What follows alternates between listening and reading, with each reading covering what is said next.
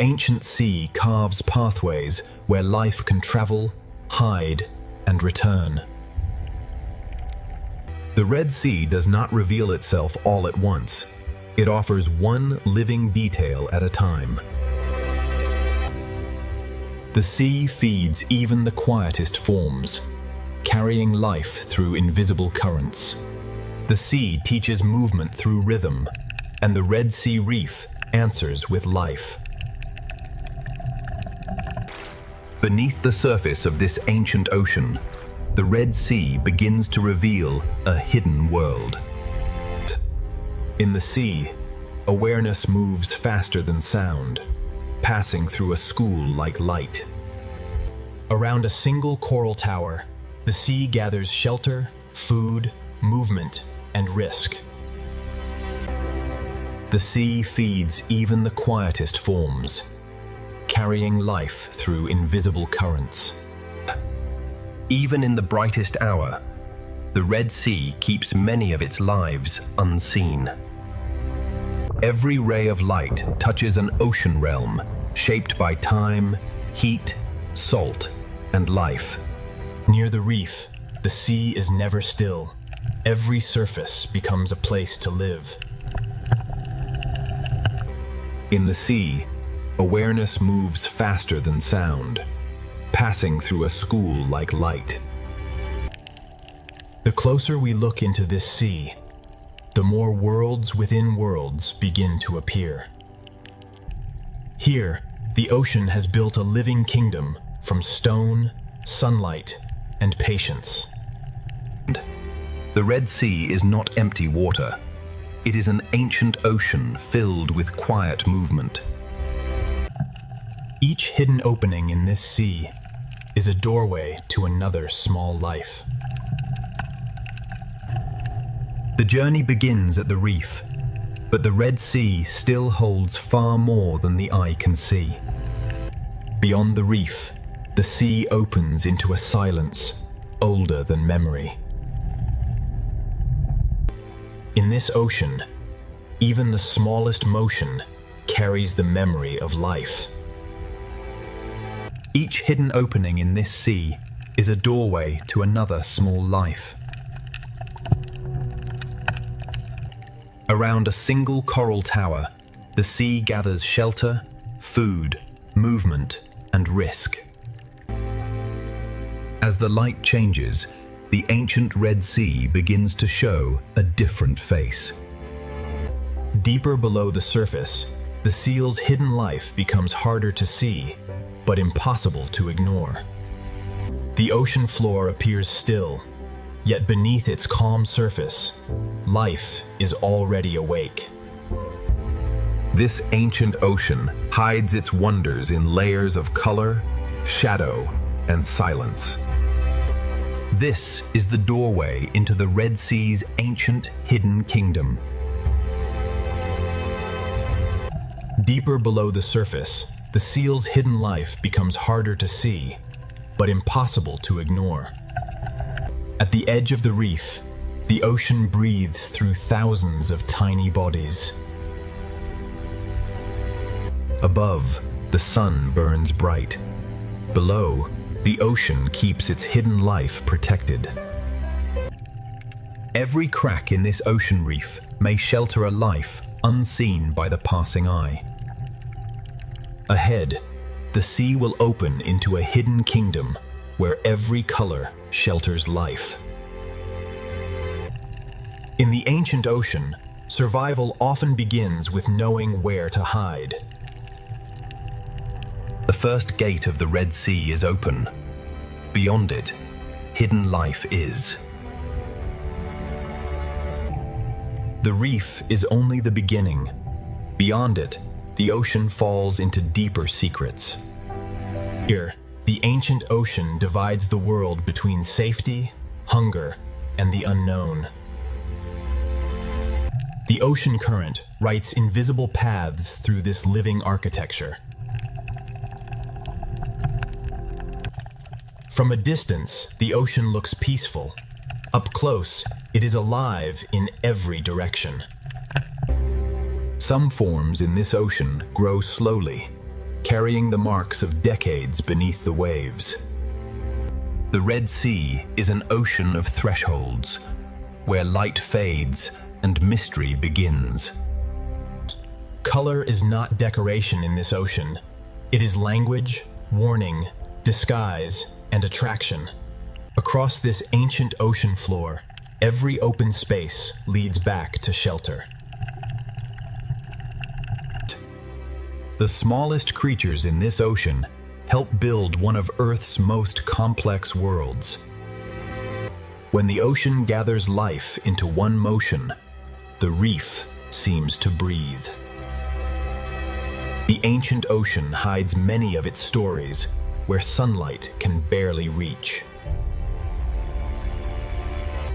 These living structures turn the ocean into a maze of refuge and opportunity.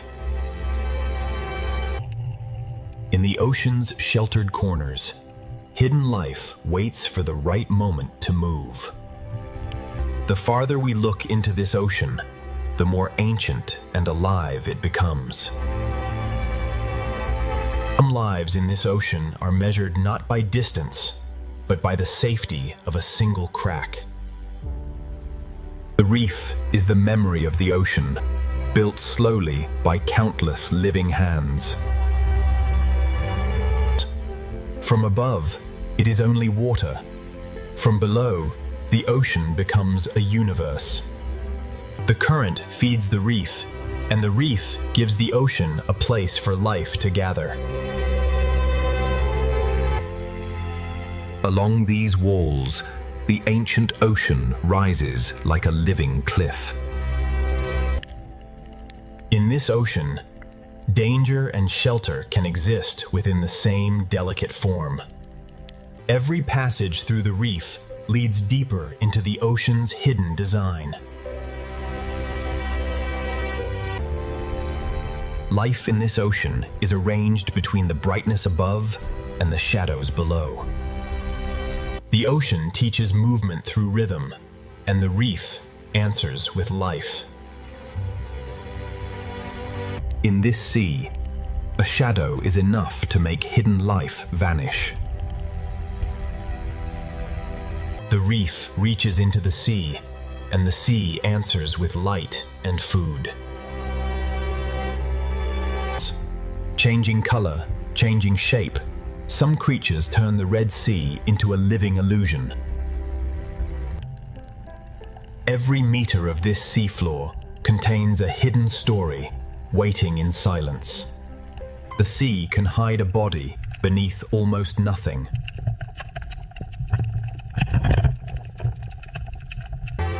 Beyond the first gate, the Red Sea opens into a kingdom built entirely by life.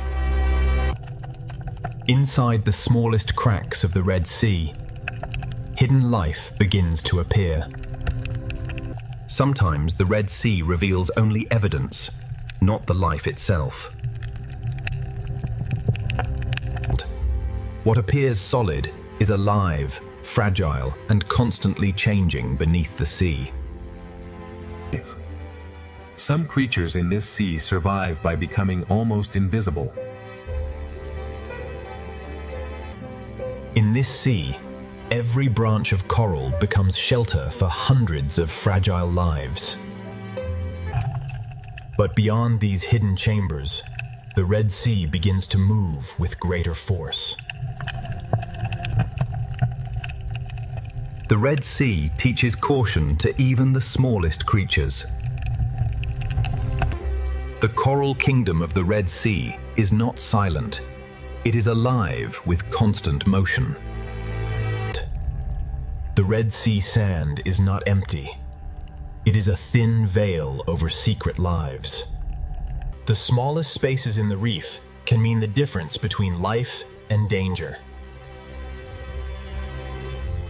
Inside the reef, the Red Sea builds homes above, below, and between. Even before night, the hidden corners of the Red Sea already belong to secret lives. The hidden life has shown how the Red Sea protects the small. Now the moving sea will reveal the balance of survival. Layer by layer, the sea has shaped this reef into a living city. Spines, shells, shadows, and cracks all become tools for survival in this sea. The smallest defenders in the Red Sea guard doors no larger than a shell. In this sea, stillness can be the strongest form of protection. Hidden life in this sea is not rare. It is simply easy to miss. The Red Sea builds diversity, not with one shape, but with thousands. The sea current connects every coral, every fish, and every hidden mouth.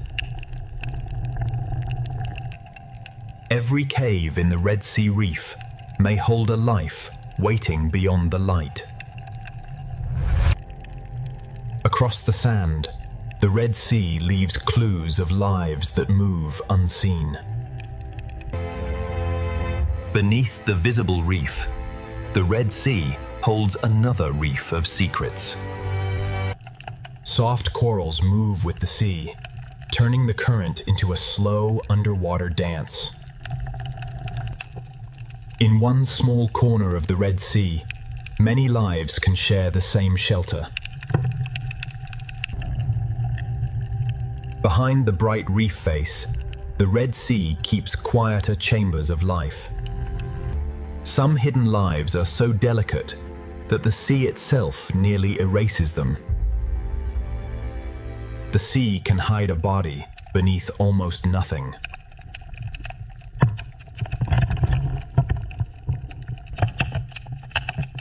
To understand this sea, we must look below the obvious beauty. A single coral patch is only one room in the vast palace of the Red Sea. Here, hidden service becomes survival, and the sea rewards patience.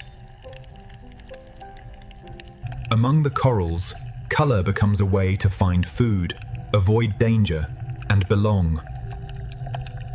The deeper the crevice, the more the Red Sea hides from view.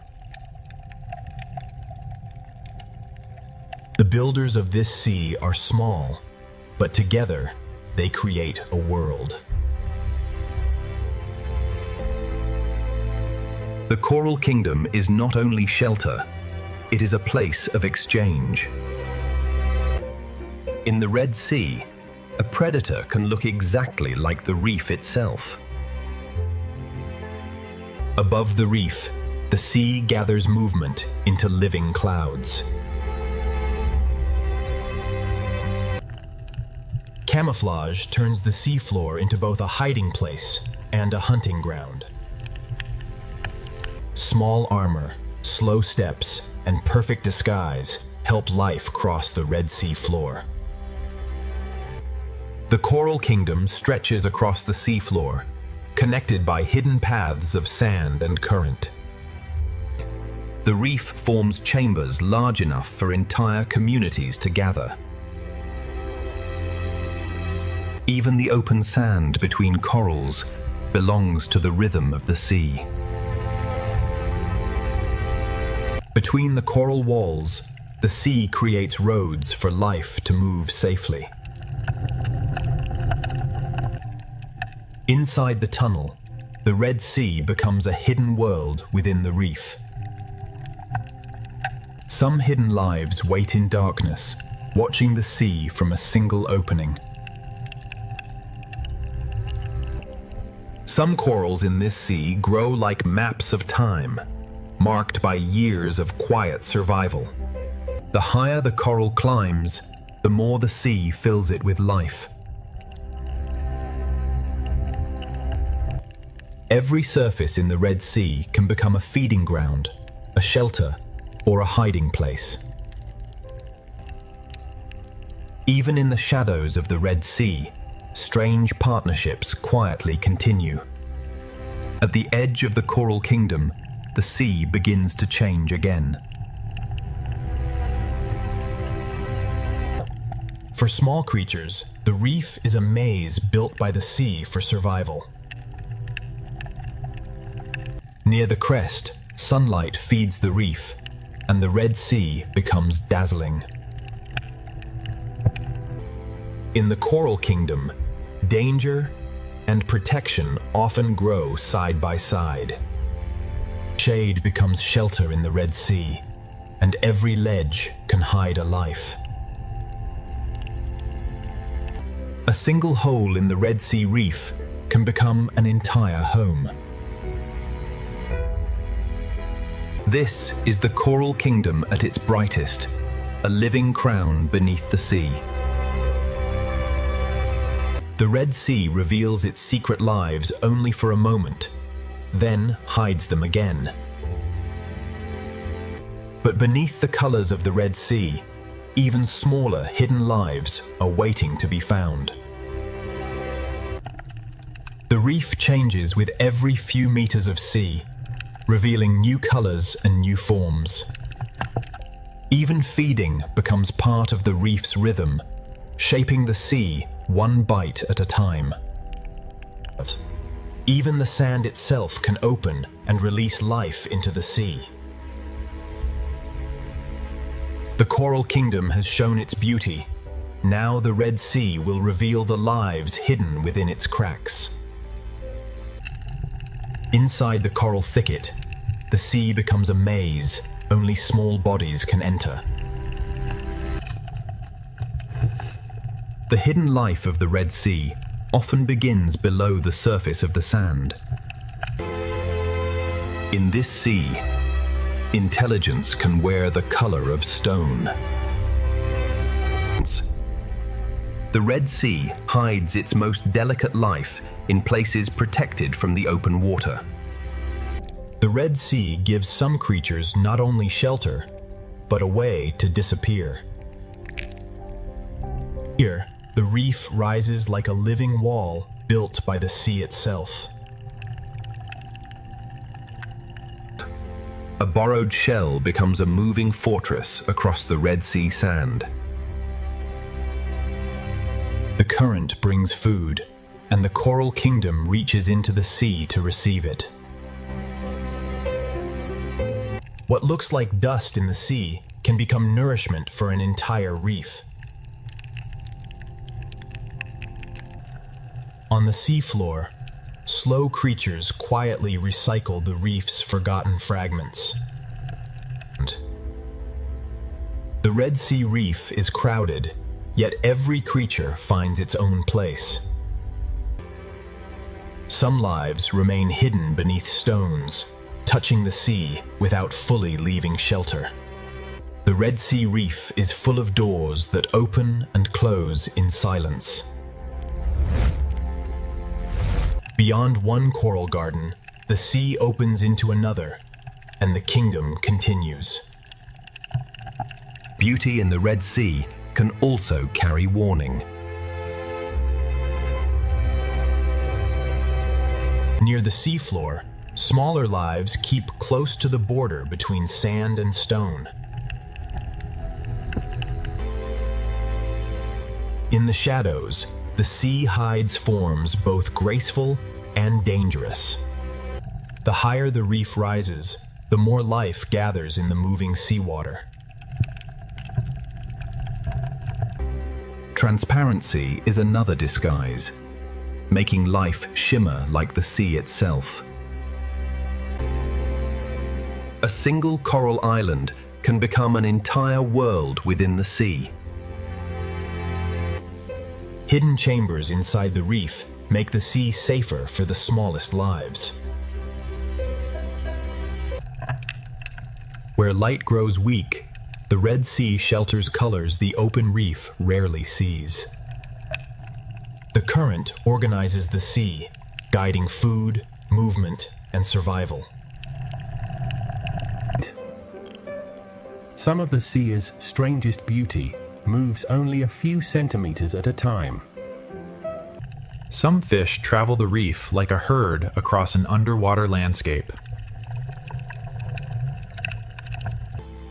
In the Red Sea, hidden life can be smaller than a finger, and richer than a jewel. The best disguise in this sea is to become part of the reef's shape.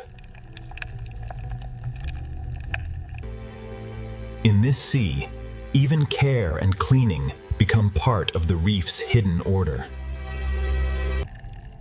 The coral kingdom is held together by countless small exchanges. Where the sea moves gently, small lives hold on and become almost impossible to see. On the Red Sea floor, partnership can turn a fragile burrow into a safer home. Not all life here is bright coral. The sea also shelters quiet forms that filter and clean. One digs, one watches, and together they read the sea for danger. The reef is architecture, and the sea fills every passage with motion. Under the coral roof, the Red Sea keeps another layer of hidden life. Tiny filters open into the sea, gathering food from water that never stops moving. Light returns, and the coral kingdom expands again across the sea. Fast-moving schools carry energy from one part of the reef to another.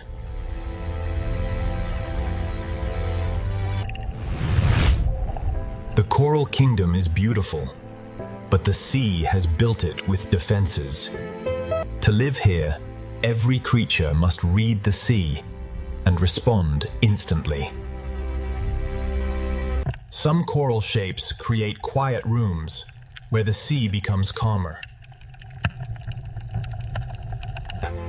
Across the reef plain, each coral island offers safety in the open sea. The reef gives the sea a place where small lives can vanish instantly. When the coral kingdom awakens, the Red Sea seems to bloom with fish. Some hidden lives do not chase food. They cast invisible nets into the sea. Not every creature in the Red Sea reveals its full form to the open water. The best refuge in the Red Sea can be another living body.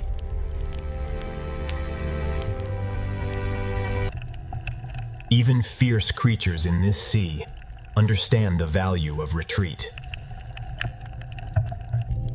The more closely we study the Red Sea, the more hidden lives begin to emerge from the reef. The hidden world of the Red Sea does not end at one crack. It continues deeper into the reef. Within a hole no wider than a finger, the sea can hide a fierce and intelligent hunter. Many hunters of the Red Sea begin as hidden faces inside the reef. In the Red Sea, even a nearly invisible thread can mean survival. Some hidden fish of the Red Sea look less like swimmers and more like pieces of the reef. In this sea, disguise can become armor, shelter, and identity at once.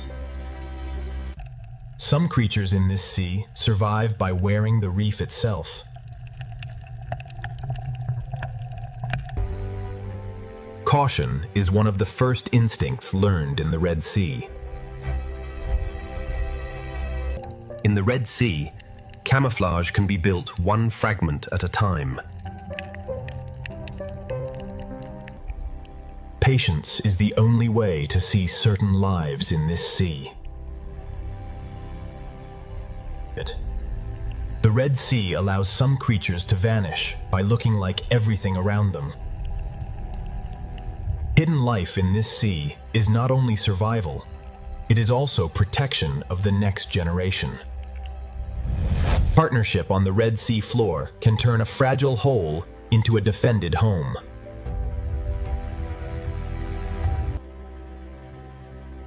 Some hidden lives of this sea move like living patterns across the reef. On the sand of the Red Sea, stillness becomes a form of concealment.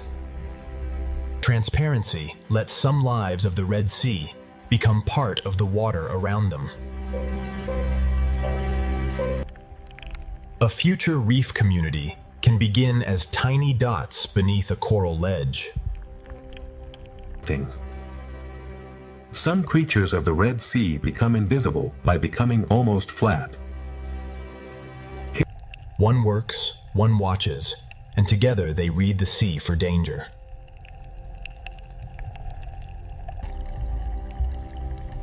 Some fish of the Red Sea choose the cave as their daylight shelter. To survive here, a body must sometimes move like the sea itself. The Red Sea is filled with small doors that open only when the water feels safe. The Red Sea can hide an entire body beneath a veil of sand. The Red Sea often hides one secret beneath another. Some hidden lives do not chase food. They cast invisible nets into the sea. Even the youngest hidden lives in this sea learn to disappear.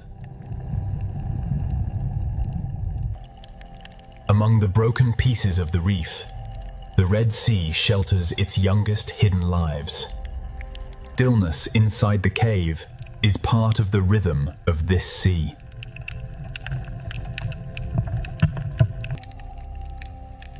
A tiny tunnel in the Red Sea can hold one of the reef's most alert hunters. In this sea, disappearance can happen faster than a heartbeat. The Red Sea rewards those who can become lines, shadows, and stems. Even the softest shapes rising from the sand can belong to hidden life. The sand of the Red Sea can bloom with lives that vanish the moment danger approaches. Every small opening in the Red Sea reef suggests another hidden story. A simple hole in the Red Sea sand can become a fortress for a watchful parent. In this sea, some creatures survive by copying the movement of the reef. One coral head can hold the sea in layers, buried, hidden, sheltered, and free. Inside the caves of the Red Sea, hidden life gathers where light weakens. Even in the shadows of this sea, life continues its quiet cycles. The Red Sea floor is a page written by creatures that rarely show themselves. The best disguise in the Red Sea is to become part of the coral's rhythm. Some hidden lives of the Red Sea are built for darkness, waiting where the reef turns inward. Some hunters of the Red Sea hide beneath the very floor of the sea. A life can cross the open seafloor for only seconds before returning to shelter. Even in hidden corners of the sea, cooperation keeps the reef alive. The deeper the crack, the more the Red Sea seems to multiply. Some of the rarest beauty in the Red Sea moves more slowly than the current.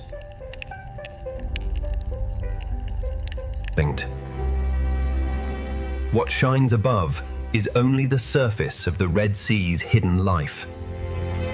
The closer we look at this sea, the more enormous the small world becomes. Rock caves beneath the reef protect lives that rarely enter the open sea. Some hidden lives in the Red Sea cling so quietly that the sea itself seems to hold them. By matching both shape and motion, life in this sea can almost erase itself. Inside the reef, the Red Sea feeds creatures that never need to chase. The smallest lives of the Red Sea gather where the water becomes calm. Inside a cavity of the reef, the sea feeds another life, in complete silence. Many hidden lives of the Red Sea begin as a face at the edge of darkness. The Red Sea hides life not by removing it, but by blending it into rhythm. The sea gathers its smallest lives in pockets too quiet for larger eyes to notice. A single crack in the Red Sea can support an entire hidden community. The boundary between animal and sand becomes almost impossible to read. In this sea, transformation can be quieter than movement.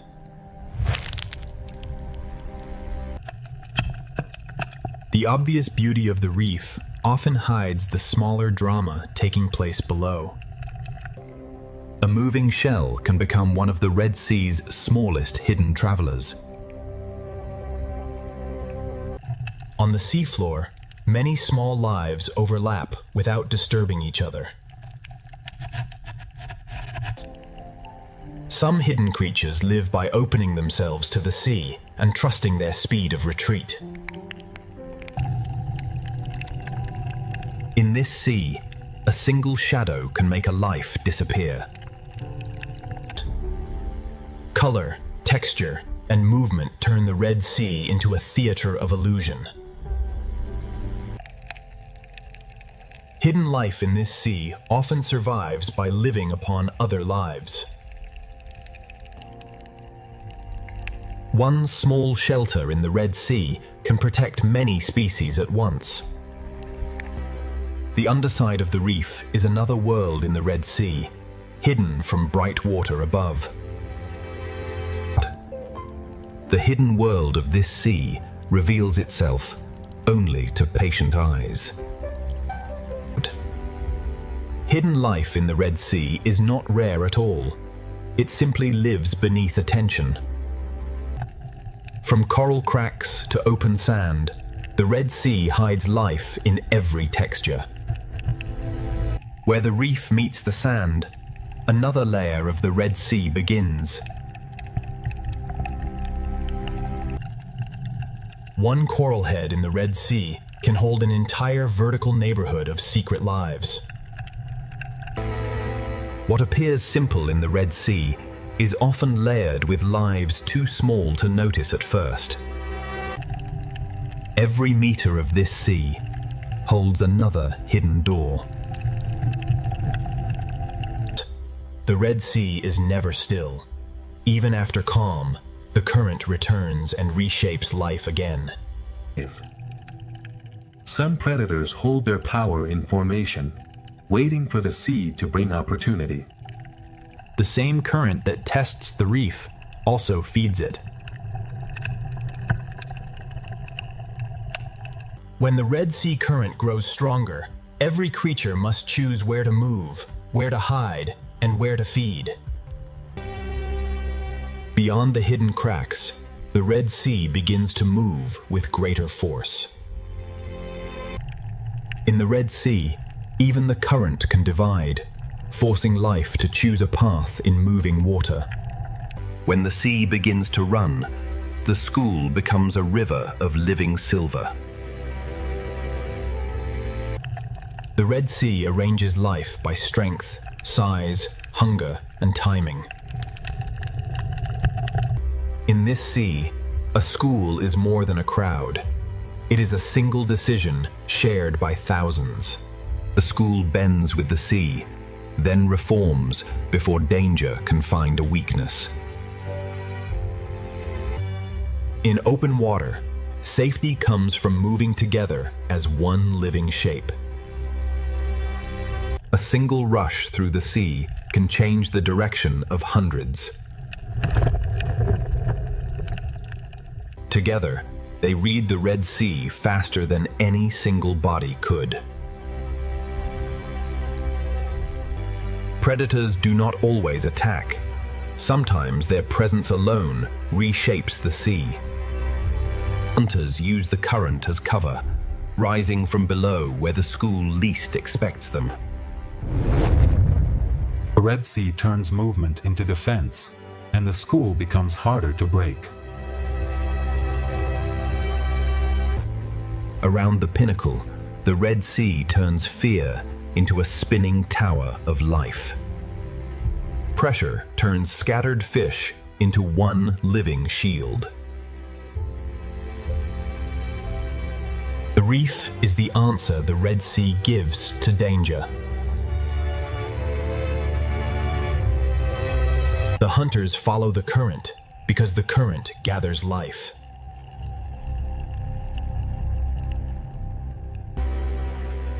From below, the balance of survival appears as a storm of light and shadow. Inside the reef, the sea becomes narrow, protected, and full of escape routes.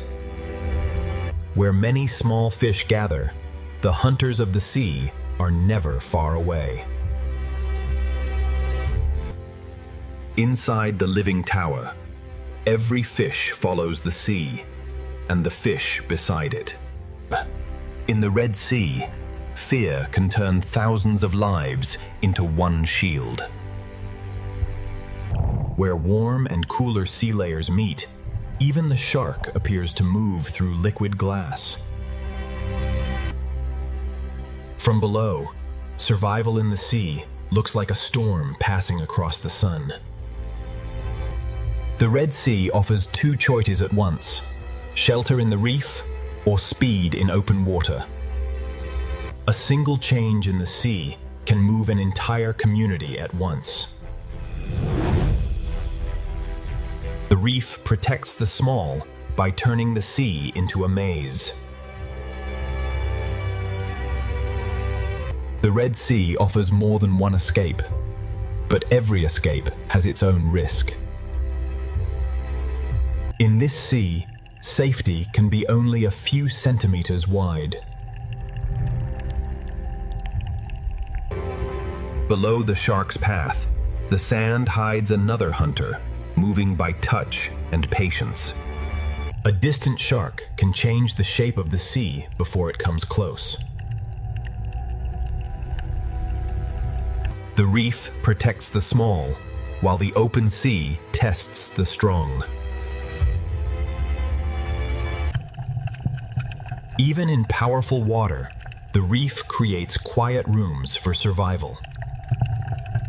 The shark moves through the Red Sea like a law the reef understands.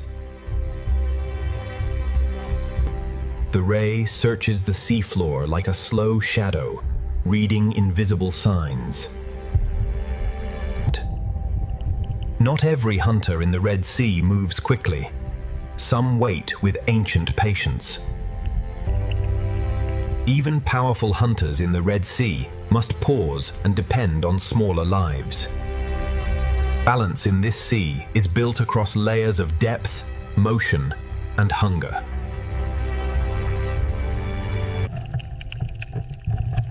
Below the moving schools, another hunter waits beneath the sand. The same current that brings danger also brings food. The same reef can be a hospital, a shelter, and a hunting ground. Some predators of the Red Sea gather in silence before they move. The ray does not chase through the sea. It searches with quiet precision. Some schools form not as a cloud, but as a living curtain across the sea. Every movement across the seafloor sends a signal through the reef. The reef feels every change in the water before the eye understands it. The current that exposes danger also carries food through the Red Sea. The sea arranges life according to who can hold the current. At the edge of the reef, the shark moves like the shadow of the sea itself. A hunt can be a test of pressure long before it becomes a chase. One sudden pass can turn feeding into escape.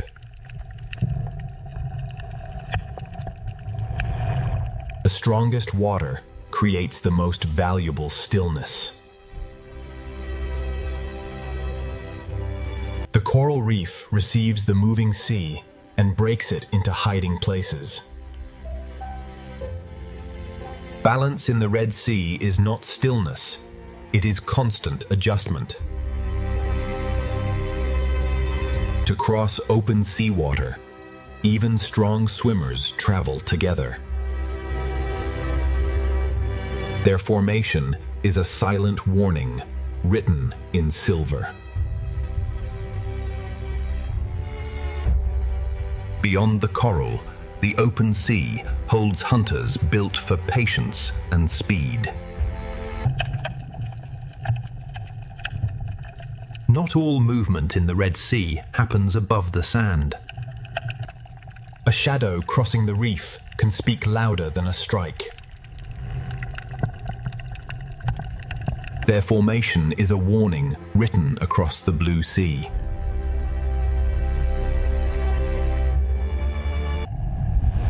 A ray moves through the sea, as if the sea floor itself has learned to fly. The reef senses danger through movement before any strike occurs. Every passing body sends a message through the Red Sea community. Under the coral roof, the hunted become part of the reef's hidden architecture. The Red Sea current is both river and road, carrying food through the reef. Behind coral, the Red Sea creates quiet pockets inside powerful water. When the current delivers food, the Red Sea fills with sudden hunger.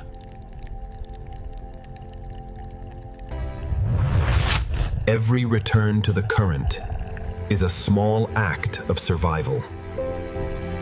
Each layer of the sea holds a different role in the balance of life.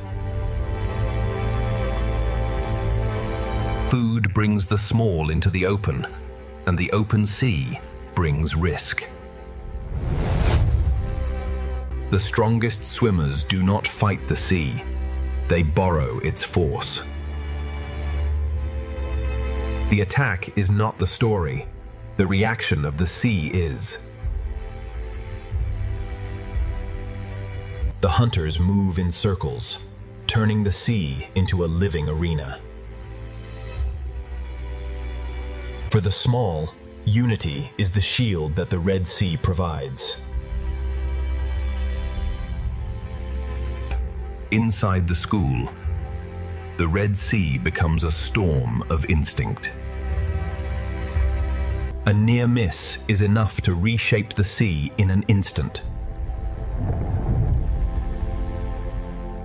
In the Red Sea, survival can happen just beyond the reach of a larger mouth. When pressure fades, the sea relaxes into a new pattern. The grouper does not need speed when its presence alone opens space in the reef. Below the racing schools, patience waits in the rock.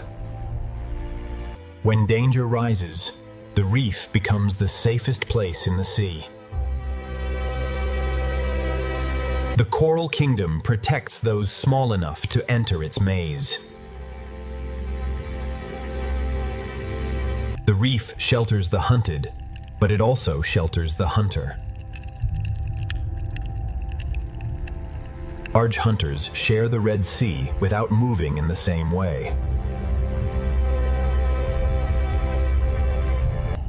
In this sea, size can be strength, but it can also be limitation. The visible sea and the hidden sea are always moving together. On the sand, the ray follows clues that the open water hunters never see. A shadow above the Red Sea can change every decision below. The seafloor hides life, but it cannot hide every movement forever. Patience is another kind of speed in the Red Sea.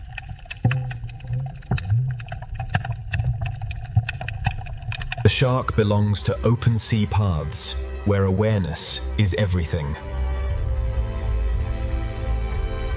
Above the reef, the shark keeps the open sea in balance. Life pauses for the hunter, then the sea begins again. Hunger connects the smallest coral mouth to the largest predator in the sea. A single predator can guide the motion of thousands. The Red Sea balances life not in one line, but across many levels. When the shadow passes, the Red Sea settles, but never fully relaxes. On the seafloor, survival is quieter, but no less precise. Each creature follows a separate path, yet all are shaped by the same Red Sea. Even gentle movement can uncover hidden fear beneath the sand. Each movement in the Red Sea creates another movement nearby.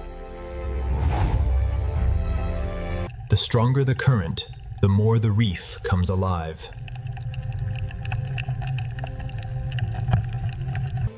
The sea offers many escapes, but each one is made for a different body.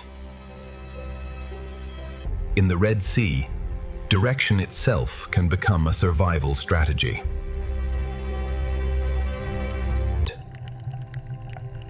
Inside the school, the sea becomes a storm of living instinct. The sea unites life when danger rises and divides it when the moment passes. The reef and the open sea divide the rules of survival. Not every hunt must end to change the balance of the reef.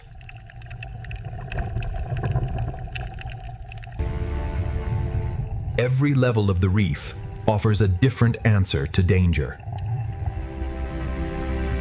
Some hunters never leave the reef.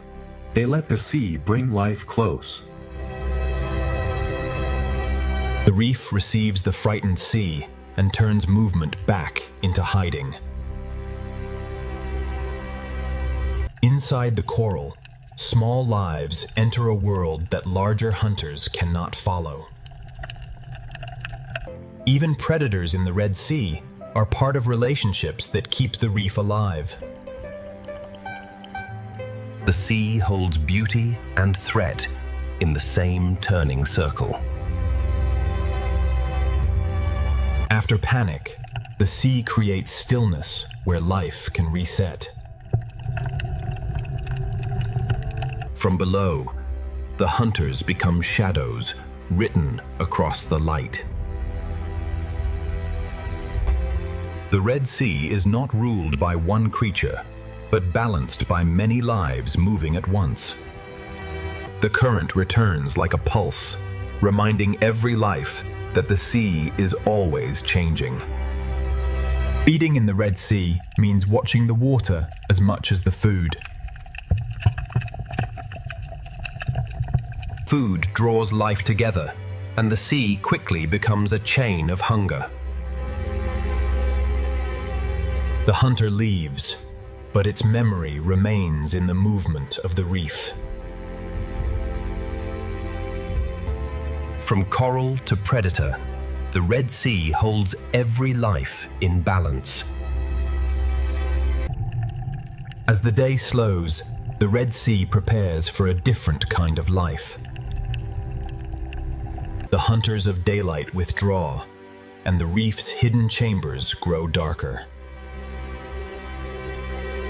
Different hunters use different paths, but all are shaped by the same sea.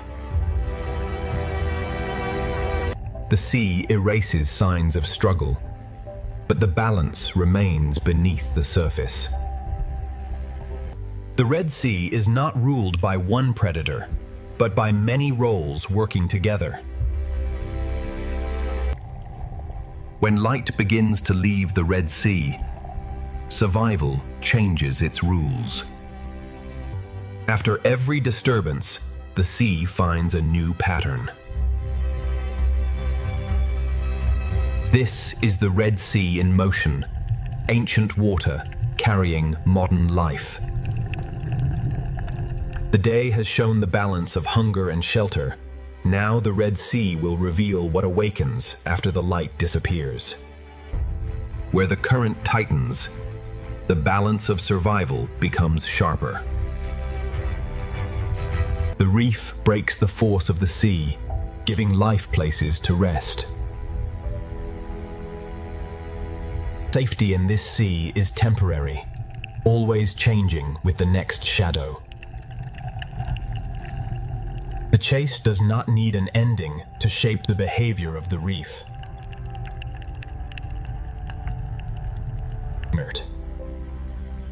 After danger, the sea holds a brief silence before life continues. As the sea light softens, the reef begins to prepare for another transformation. The Dale's hunters drift away, but the Red Sea never truly sleeps. The balance of survival has shaped the day. Now the Red Sea will reveal what awakens when the light begins to disappear. The hidden lives of the Red Sea have shown their secret shelters. Beyond them, the sea's larger forces are waiting.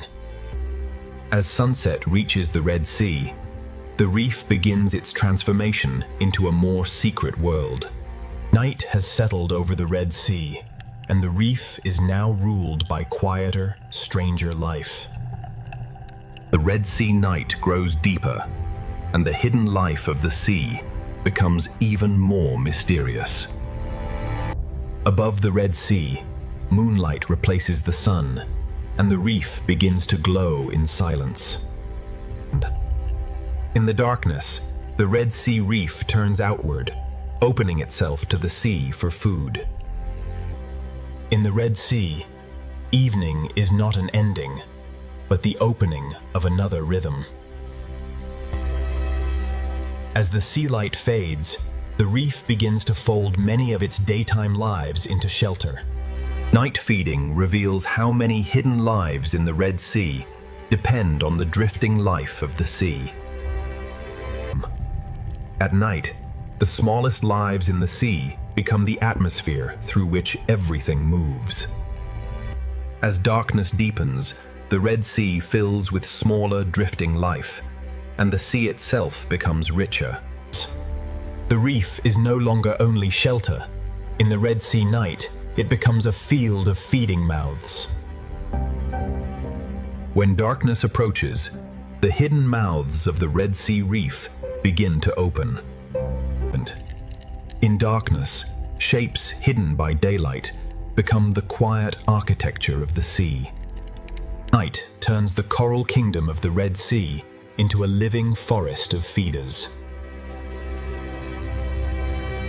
At night, even the open sea above the reef becomes a feeding ground.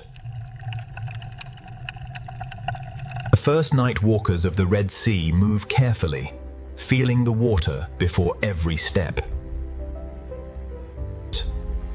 What floats unseen through the sea becomes food for lives that wait for darkness. Small hidden creatures of the Red Sea wait for darkness before crossing the reef. As night approaches, the Red Sea begins to fill with smaller, drifting life. Night travel in the Red Sea happens beneath a sky of drifting sea life. On the night seafloor, every movement is measured against the possibility of danger. Some hidden creatures of the Red Sea reveal their true form only after darkness arrives. In the evening sea, even the smallest drifting bodies begin to shape the life around them. The Red Sea seafloor becomes busier when daylight no longer dominates the reef. In the night sea, one hidden life often becomes the shelter for another. Many fish of the Red Sea seek shelter in caves while the night hunters begin to move. The hidden creatures of the Red Sea begin to leave their shelters when the light grows weak.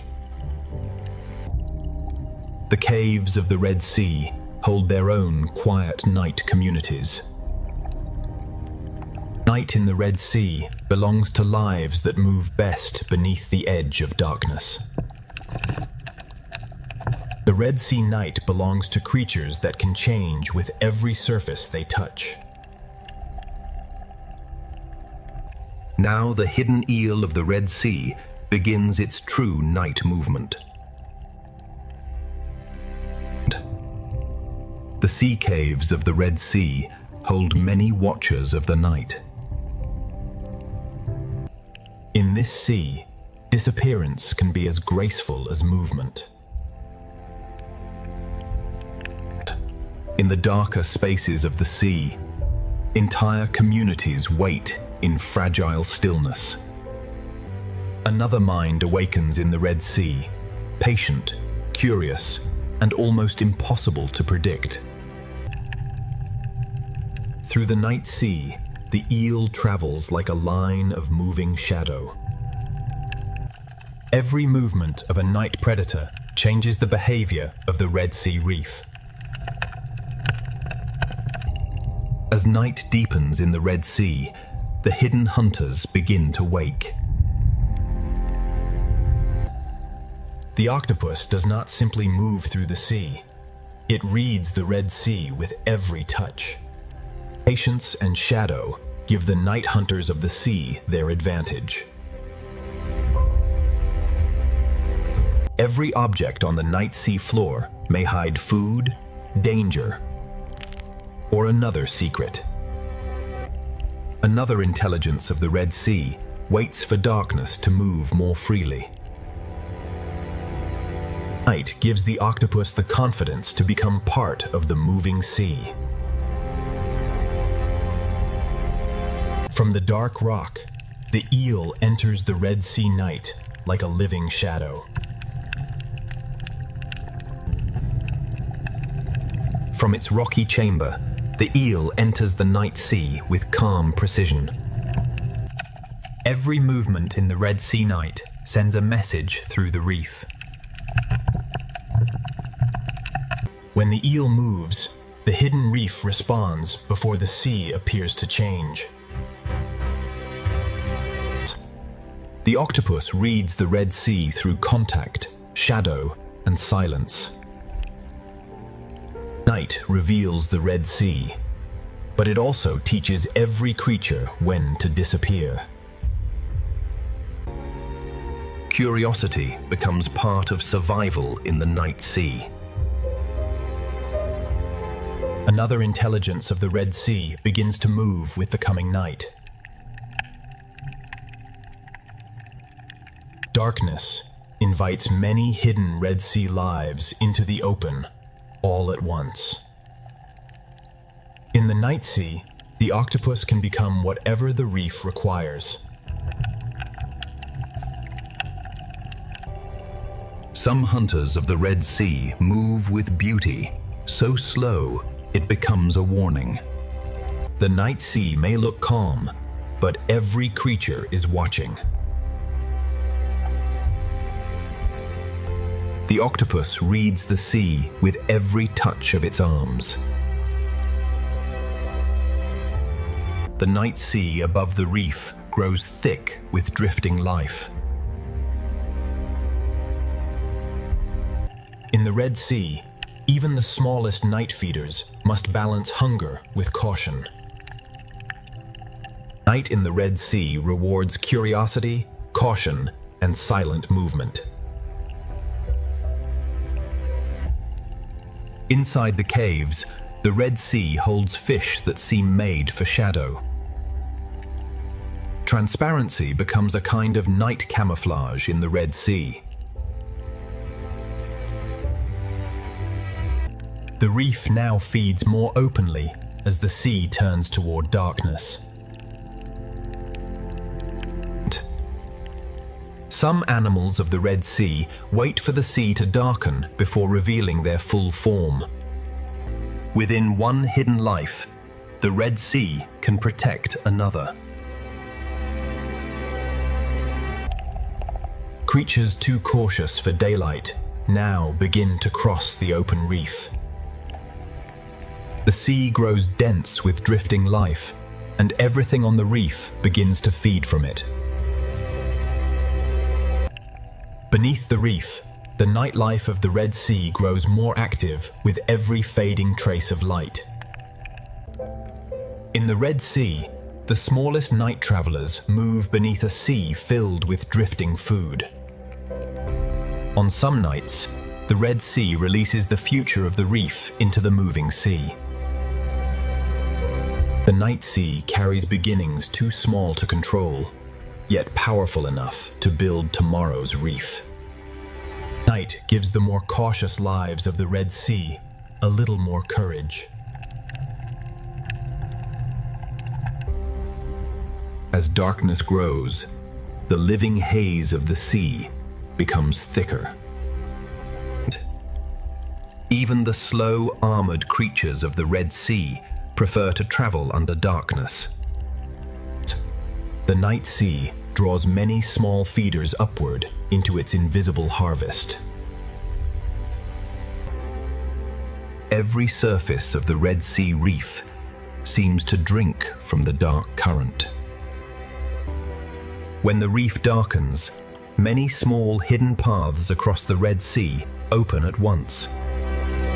The slowest animals of the sea work through the night, recycling the reef, grain by grain. Some hidden lives of the Red Sea wait for the sea to darken before they fully open. Even within the night feeders of the Red Sea, smaller hidden lives remain protected. In darkness, even the hidden worms of the Red Sea become part of the moving reef. The octopus belongs fully to the night sea, adapting to every texture it crosses. Beneath the reef, the Red Sea night awakens a separate layer of life. Each crack in the Red Sea night may hide food, danger, or another secret life. In the Red Sea, even spines can become a refuge for smaller lives.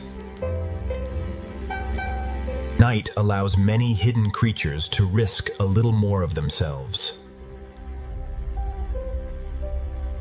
Some night hunters of the Red Sea move with beautiful precision rather than speed.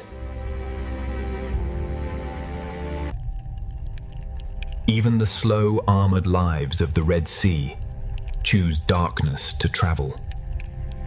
Even in darkness, the reef remains alert to every larger shape in the sea. While hunters move through the Red Sea night, some daytime fish seal themselves inside quiet protection. The night sea brings many secret travelers into the open at once. The eel trusts the Red Sea darkness and pushes farther from shelter.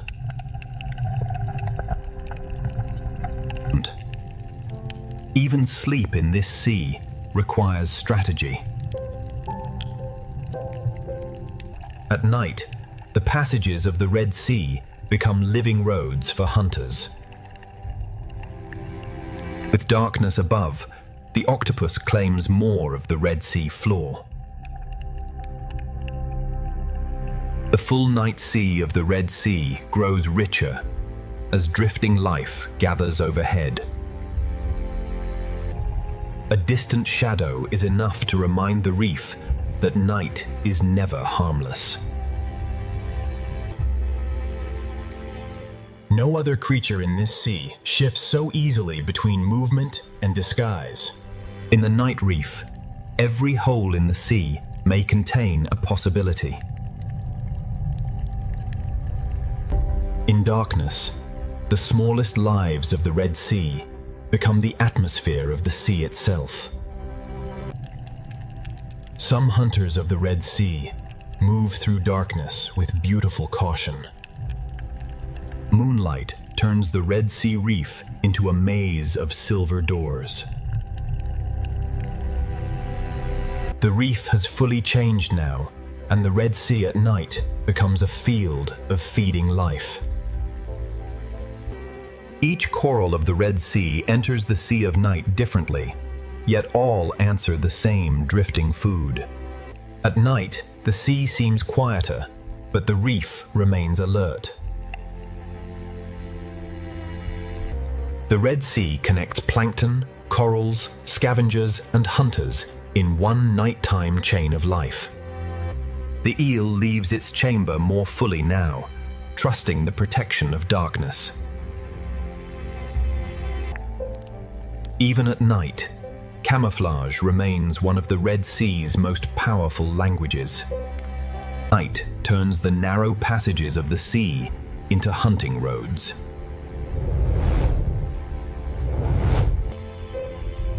One small reef mound can hold an entire night ecosystem in the Red Sea. Some night beauty in the Red Sea moves so slowly, it can almost be missed. By night, the Red Sea feels older, quieter, and more mysterious than by day. With full night, the Red Sea becomes richer with drifting life.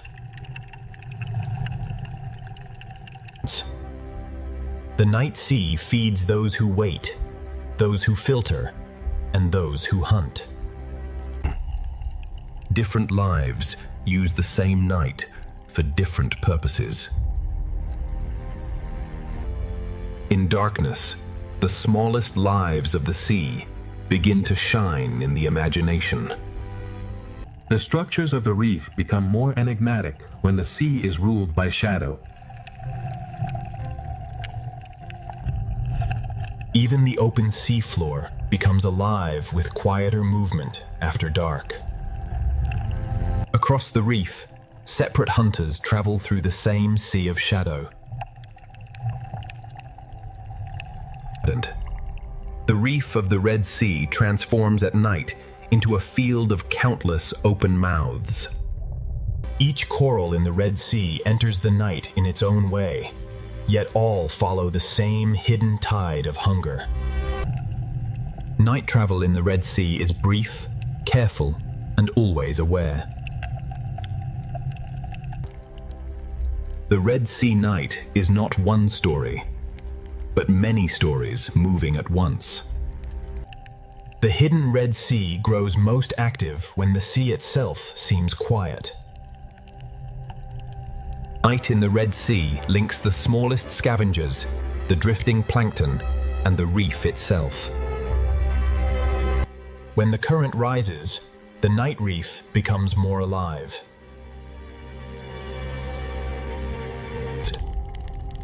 In darkness, the Red Sea becomes a quieter but more mysterious ocean world. A single reef mound can hold an entire night community within the sea. A river of small life passes through the sea, feeding everything that can reach it. The deeper night becomes, the more the Red Sea feels ancient and unknotable. Beyond this darkness, the Red Sea still holds another change of mood. At night, many lives of the Red Sea overlap in the same hidden space. One passing body can wake hidden movement across the sand. The structures of the reef become more enigmatic when the sea is ruled by shadow. Even the open seafloor becomes busier when daylight disappears. The night sea of the Red Sea is full, layered, and quietly alive. The night seafloor is filled with doors that open only for a moment.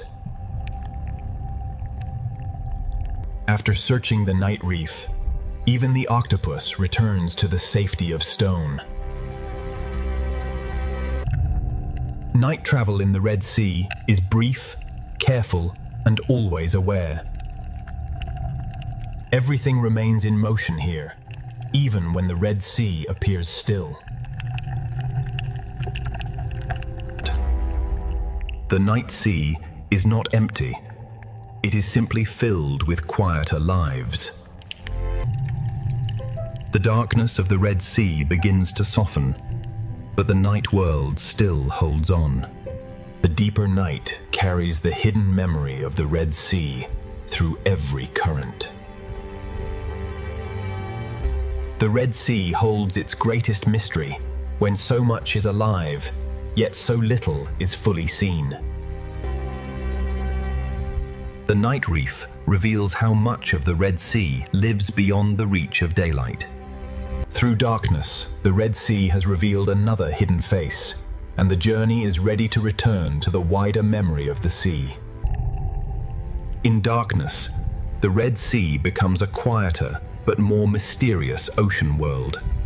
Through the longest night, the Red Sea has shown its secret pulse. Soon, the ancient sea will return to light and memory. The night is only one face of the sea, and the Red Sea still holds more to reveal. Through the night, the Red Sea has revealed its secret life. Beyond this darkness, the journey will return to the larger memory of the sea. From above, the sea is water. From within, it is memory, shelter, and endless motion. The current is the thread that ties the Red Sea together. After the long night, the Red Sea begins to return to light, carrying every hidden life into a new day. The ancient waters continue to carry life from shadow into light. What fed in darkness now remains part of the greater living rhythm of the Red Sea. The hidden life of the Red Sea remains, protected by the reef and renewed by each day. The Red Sea is a gateway between ancient memory and living motion. This ancient sea has shown only a fraction of what still lives beneath its surface. And as color returns, the ancient reef reveals how many lives survived the night. What was hidden in darkness now belongs to the greater rhythm of the sea. The small lives that hid in the reef now return to the open sea of morning. The journey ends in morning light, but the Red Sea continues, ancient, hidden, and alive. And the sea floor still carries the evidence of everything that moved in darkness. The Red Sea is both secret chamber and open horizon. Every small life adds movement to the vast body of the ancient sea. In the Red Sea, one community withdraws as another begins its day. This is the Red Sea as a living heritage, shaped by countless unseen lives. Every crack, every cave, and every channel belongs to the same ancient sea. The Red Sea connects the hidden and the visible, the small and the vast, the night and the day. This ancient water is more than a sea. It is a living memory shaped by every creature within it. Morning does not erase the hidden world. it simply moves it back into the reef. The Red Sea begins each day with movement, color, and the quiet memory of night. The same reef that fed in darkness now shines again beneath the morning sea. What once seemed separate is revealed as one ancient living architecture. The hunters of the night return to darkness, but their presence still shapes the reef. As the hidden hunters rest, the open sea fills again with motion. Together, these small lives make the Red Sea appear to breathe. The sea is not a collection of scenes. It is one living story written in layers. The Red Sea protects life, not with walls, but with living forms built over time. The traces of night remain for a while, then the sea writes a new day over them. Color returns to the Red Sea, like a language spoken again after darkness. The hidden world is still here, beneath the beauty that morning reveals. The Red Sea holds life in layers, each one depending on the next. The small, the hidden, and the visible all share the same ancient reef. The current gathers life again, and the Red Sea begins another cycle of movement. Here, shelter and open water meet, just as they have for generations. The Red Sea is not only a place of beauty, it is a living heritage shaped by time. The reef remembers the night, even as the morning sea fills again with color. The hidden world remains inside the reef, protected by the ancient structure of the sea. The Red Sea gives life both shelter and space, both refuge and journey. The reef reaches into the sea, and the sea answers with light and Above the Pacific Ocean, a superstorm turns the sea into a vast field of power. Deeper inside the Pacific Reef, the storm turns the coral world into a fortress of survival. From above, the storm appears almost alive, shaping the surface of the ocean with relentless force. For the smallest fish, every coral branch becomes a wall against the moving sea. At the surface of the Pacific, wind, rain, and waves merge into one moving body. Yet beneath this chaos, another world is waiting in the sea below. The storm reaches the bottom as moving sand, and the seafloor becomes a place of constant change. The superstorm rules the surface, but the ocean beneath it is beginning to respond. To understand this storm, we must follow it below the waves. When the Pacific grows restless, the strongest shelter is often found beneath the reef itself. Below the storm, the sea is still restless, filled with noise, motion, and pressure. The same storm that threatens the reef also sends food through its hidden corridors. The superstorm above reshapes the first layers of the ocean, stirring everything in its reach. Inside the storm-dark reef, the old balance of hunter and hidden prey continues. Even before the reef appears, life in the Pacific Ocean is already adapting to the force above. Beneath the raging surface, the hidden life of the Pacific is just beginning to come into view. This reef is not only surviving the Pacific storm, it is using every shape, shelter, and current to stay alive. Farther below the storm, the Pacific begins to reveal the lives that endure beneath the violence above. Within the coral, the smallest spaces become the strongest protection. The reef is not a single shelter, but thousands of shelters joined together by the sea. The ocean floor is not untouched by the storm. It feels the force as current, pressure, and shifting light. When the storm presses down from above, even the smallest fish know where safety begins. Some fish survive the moving water by holding still in the right place. Every surge from above sends another signal through the reef. The reef becomes a fortress, and every crevice in the sea becomes a refuge. On the seafloor, survival can mean staying low, staying still, and letting the storm pass overhead.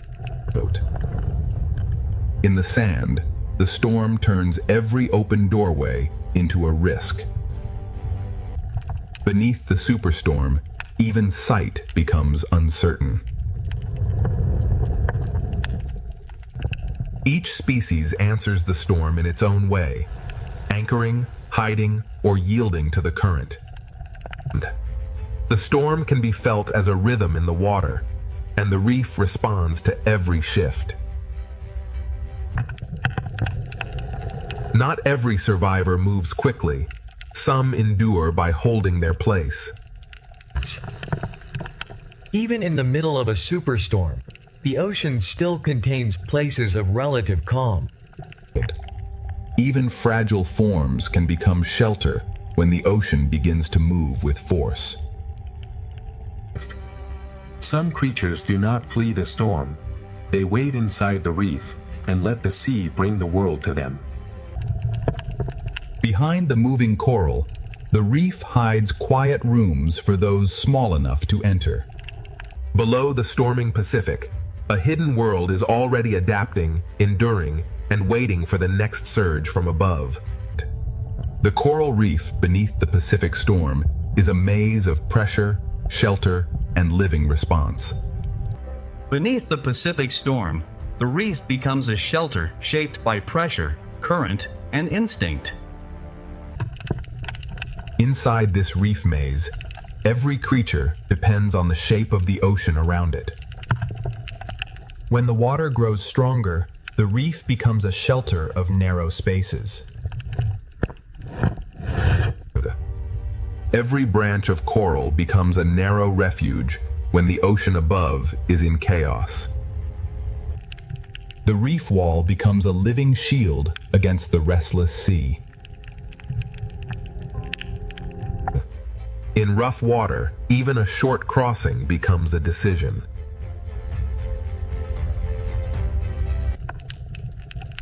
On the seafloor, the safest creature may be the one that almost disappears.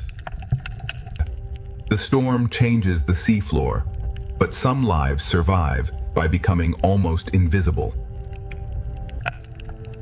Under the storm, every open crossing becomes a test of timing. For some creatures beneath the waves, stillness is the strongest defense. The hidden animals of the reef survive the storm by holding to the ocean's strongest edges. The storm turns the coral chamber into both a hiding place and a feeding ground. The reef does not fight every force. It bends, absorbs, and waits. Even during the storm, the small services of the reef continue in hidden corners. Even a storm can carry food through the sea, turning danger into opportunity. The storm changes the water, but the ancient balance of the reef remains.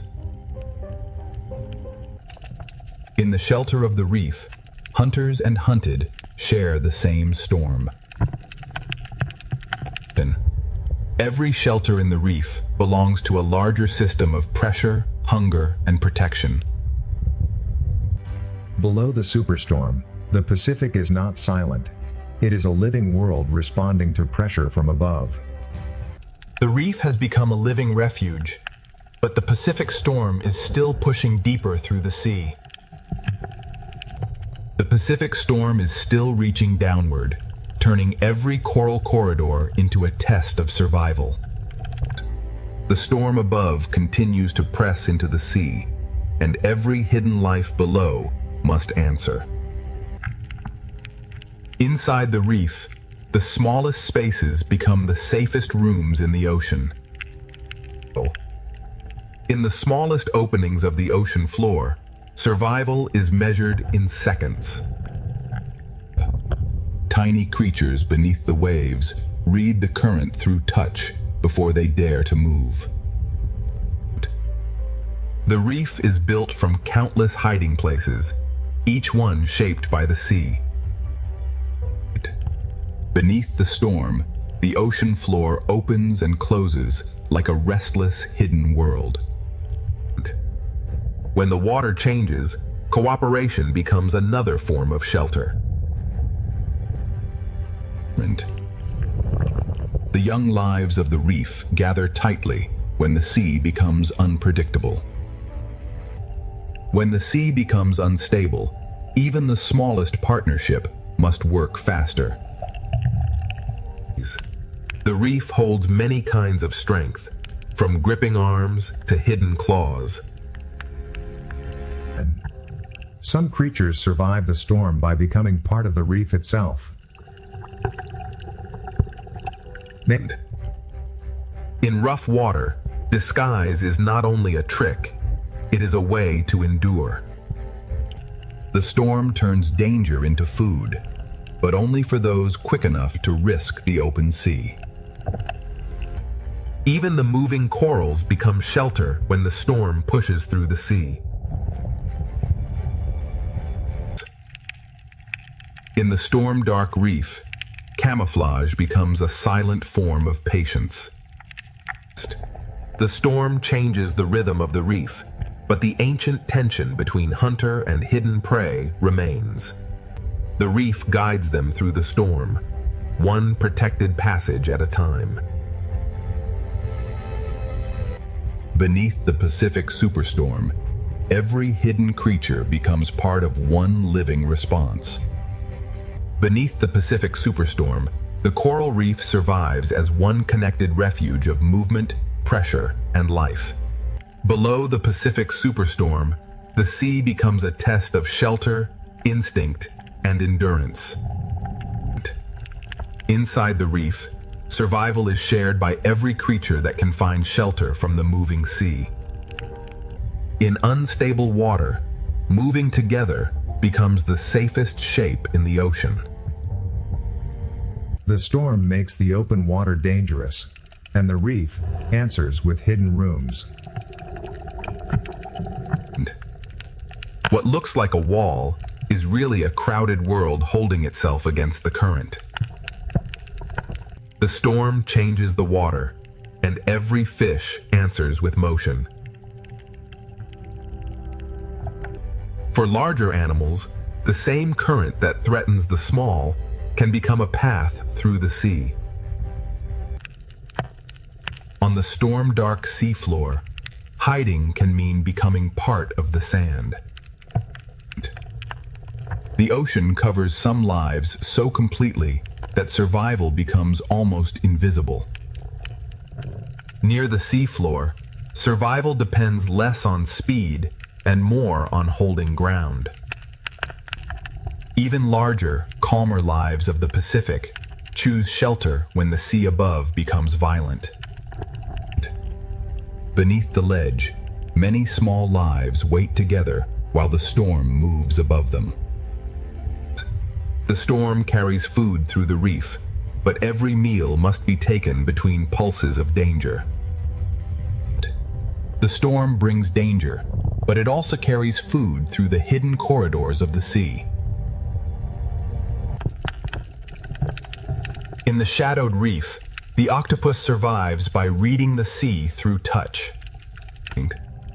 Every opportunity beneath the storm lasts only until the next surge arrives. The reef holds both refuge and danger, and the storm brings them closer together. Inside the reef, the storm is measured through pressure, shadow, and the behavior of every neighbor. Beneath the raging Pacific, every creature is connected by the same force moving through the sea. Under the Pacific superstorm, the reef becomes one living refuge, where every hidden life depends on the sea around it. The Pacific Reef holds its life close, turning every surface into protection beneath the storm. Below the storm, the Pacific Ocean is not broken, it is alive, adjusting with every pulse of the sea. The reef becomes a sanctuary, holding fragile lives against the force above. The smallest fish survive by trusting the narrow architecture of the reef. Inside the reef wall, the sea hides entire lives smaller than a shadow. For the youngest lives in the ocean, survival begins inside the smallest spaces. The seafloor changes with every pulse, hiding and revealing its smallest doors. Predator and prey share the same shelter when the sea becomes stronger than either of them. The storm writes its force through the water, and the reef answers with movement.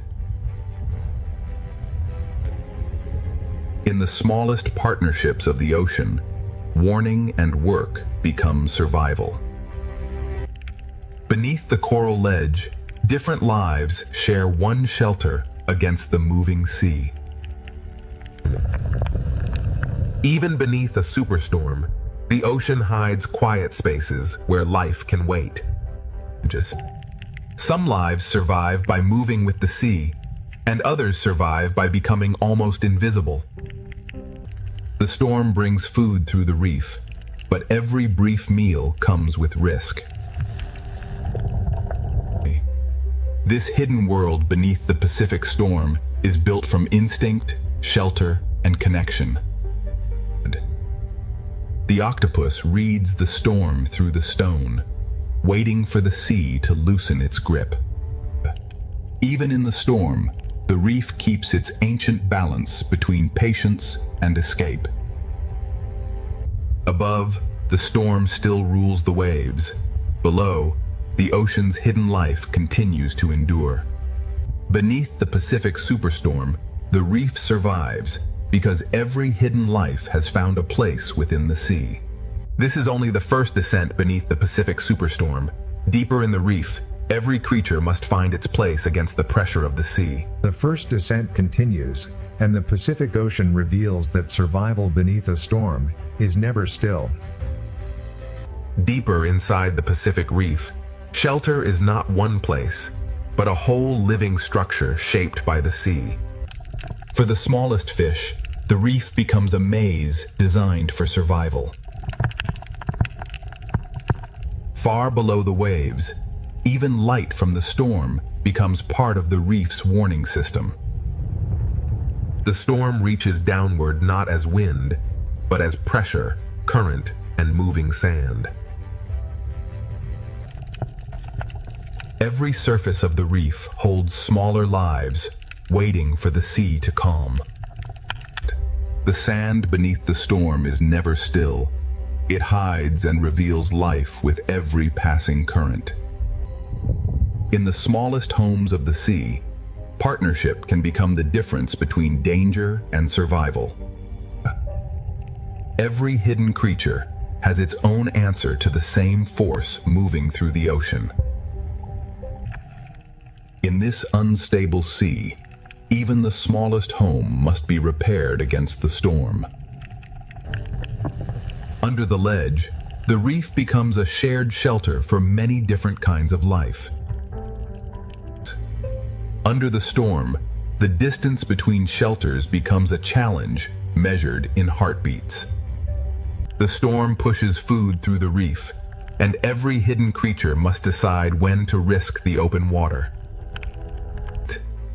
The octopus survives by becoming part of the reef while the storm passes above. The same current that threatens the reef also carries food through its hidden passages. In the darkness of the reef, the octopus becomes both witness and survivor. Beneath the Pacific storm, no life stands alone. Every creature is tied to the shape of the sea around it. The storm may disturb the water, but the reef still holds its old rules of waiting and distance. The first descent has only opened the storm's hidden world. Deeper in the reef, the Pacific will reveal how life endures under pressure. Beneath the Pacific superstorm, the coral terrace becomes one living refuge, where every hidden life depends on every shape around it. The Pacific storm keeps pushing through the reef, and every passage becomes a place of decision. Deeper inside the Pacific reef, the storm becomes a hidden pressure moving through every passage of the sea. Inside the coral, the youngest lives wait for the moving sea to give them a safer moment. The ocean floor changes moment by moment, reshaped by a storm that never touches it directly. The reef wall holds life by giving each creature a different grip on survival. For the smallest reef walkers, survival means holding fast to anything the sea cannot easily move. The reef bends and holds at the same time, giving each creature a different way to endure. Some lives survive the storm by allowing the sea to hide them completely. Stillness becomes a language beneath the storm.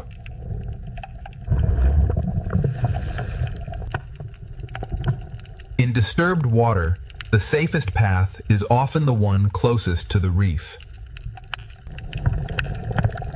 Under the coral ledge, many forms of life share one small pocket of safety.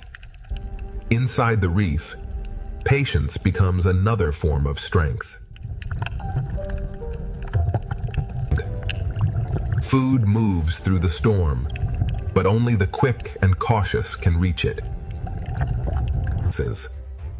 The octopus answers the storm not by fleeing, but by becoming part of the seafloor. The octopus waits with the patience of the reef itself. Even in danger, the storm delivers food, and the reef must seize each brief chance. Even as the storm moves through the sea, the reef keeps its ancient tension alive. Beneath the Pacific storm, every creature survives by using the reef in its own way. Beneath the Pacific superstorm, the reef survives as a connected world of shelter, hunger, pressure, and patience.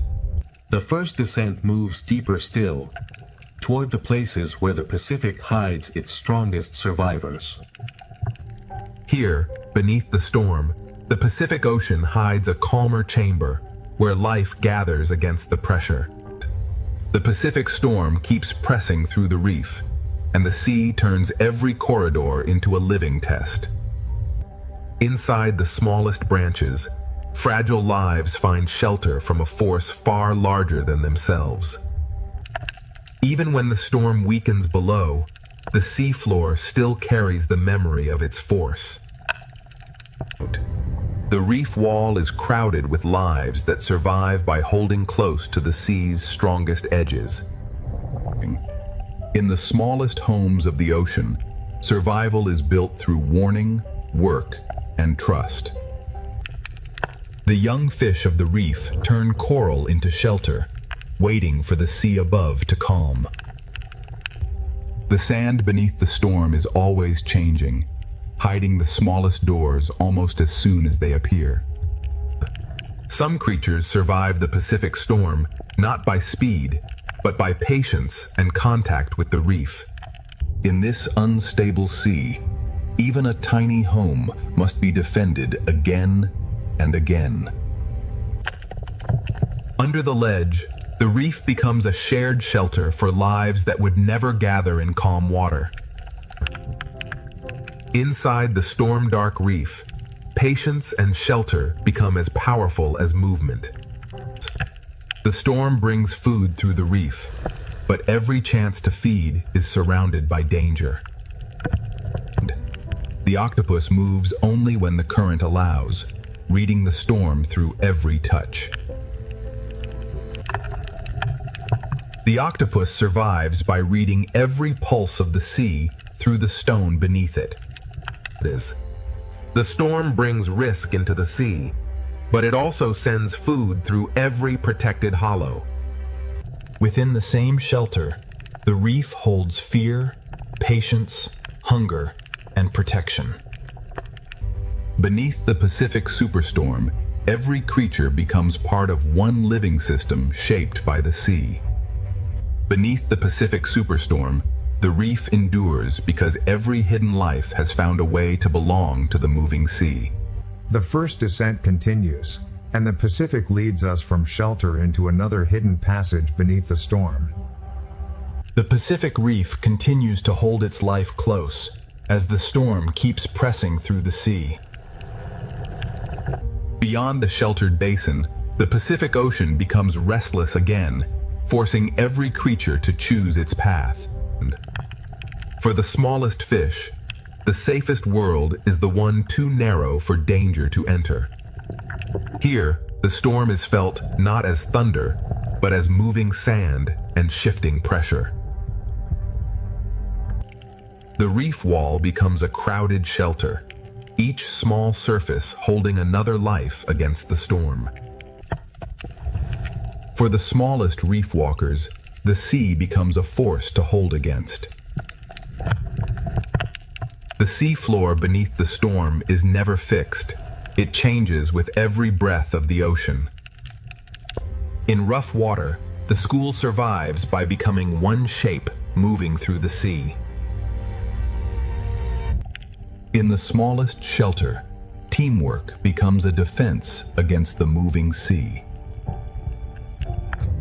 Under the ledge, many small lives share the same thin line of safety. Even under the storm, the old balance of the reef remains. The storm turns the reef into a place of sudden danger and sudden food. The octopus does not resist the Pacific storm. It becomes part of the reef until the sea allows movement again. The storm sends danger through the ocean, but it also carries food into hidden places. The octopus waits inside the reef, changing with the sea instead of fighting it. Inside the same reef, hunger and shelter wait side by side. Beneath the Pacific Superstorm, every hidden life is connected by the same moving water. Beneath the Pacific Superstorm, the reef remains alive, because every hidden creature has found shelter inside the moving ocean. The first descent continues, and deeper beneath the storm, the Pacific hides still more lives waiting in the dark. The Pacific Reef keeps drawing its life inward, turning every chamber into protection beneath the storm. In the storm-dark sea, camouflage becomes a quiet shield against both current and danger. When the open sea becomes unstable, the smallest gaps in the reef become the safest world. The reef wall holds its secrets tightly, giving each small creature a place to endure. Some lives endure by letting the ocean cover them. The reef becomes shelter, anchor, and warning system all at once. Beneath the storm, even the sand becomes a moving shelter and a moving threat. The storm brings chaos into the sea, but within chaos, food appears. In this hidden corner of the ocean, survival is built through shared warning and careful work. Under the ledge, different lives share one shelter, because the moving sea leaves no room for pride. The safest path through the storm is the one written by the reef itself. Inside the rock, the octopus becomes another shadow of the Pacific Reef. The octopus survives by becoming part of the reef until the sea gives permission to move. Predators wait, prey hide, and the storm moves between them. Beneath the Pacific Superstorm, every life is part of the same underwater struggle. The first descent continues, and beyond the reef valley, the Pacific begins to reveal a deeper hidden world. Beneath the Pacific Superstorm, the coral chamber becomes one living refuge, holding every hidden life inside the moving ocean. The storm changes the light, but life beneath it never stops. Every turn is answered by thousands, and the school becomes one moving body. Beyond the reef, the Pacific opens into a larger world, where survival depends on movement. In open water, safety is no longer a hiding place, but a shared direction. The deeper we follow the Pacific beneath the superstorm, the more its hidden greatness continues to unfold. Above them, the storm moves the surface. Below it, the fish move as one. Far below the storm, the Pacific is shaped not only by waves, but by rivers of water flowing inside the ocean itself. In the open Pacific, the storm hides danger until it moves. Every small movement spreads through thousands of lives, like a pulse through the ocean. A single change of direction can protect thousands of lives. The Pacific writes living geometry across the open water. Not every giant fights the storm. Some pass through it with ancient calm. Beneath the moving school, the ray follows deeper currents of the storm cannot fully command. The strongest travelers waste nothing, allowing the Pacific itself to carry them.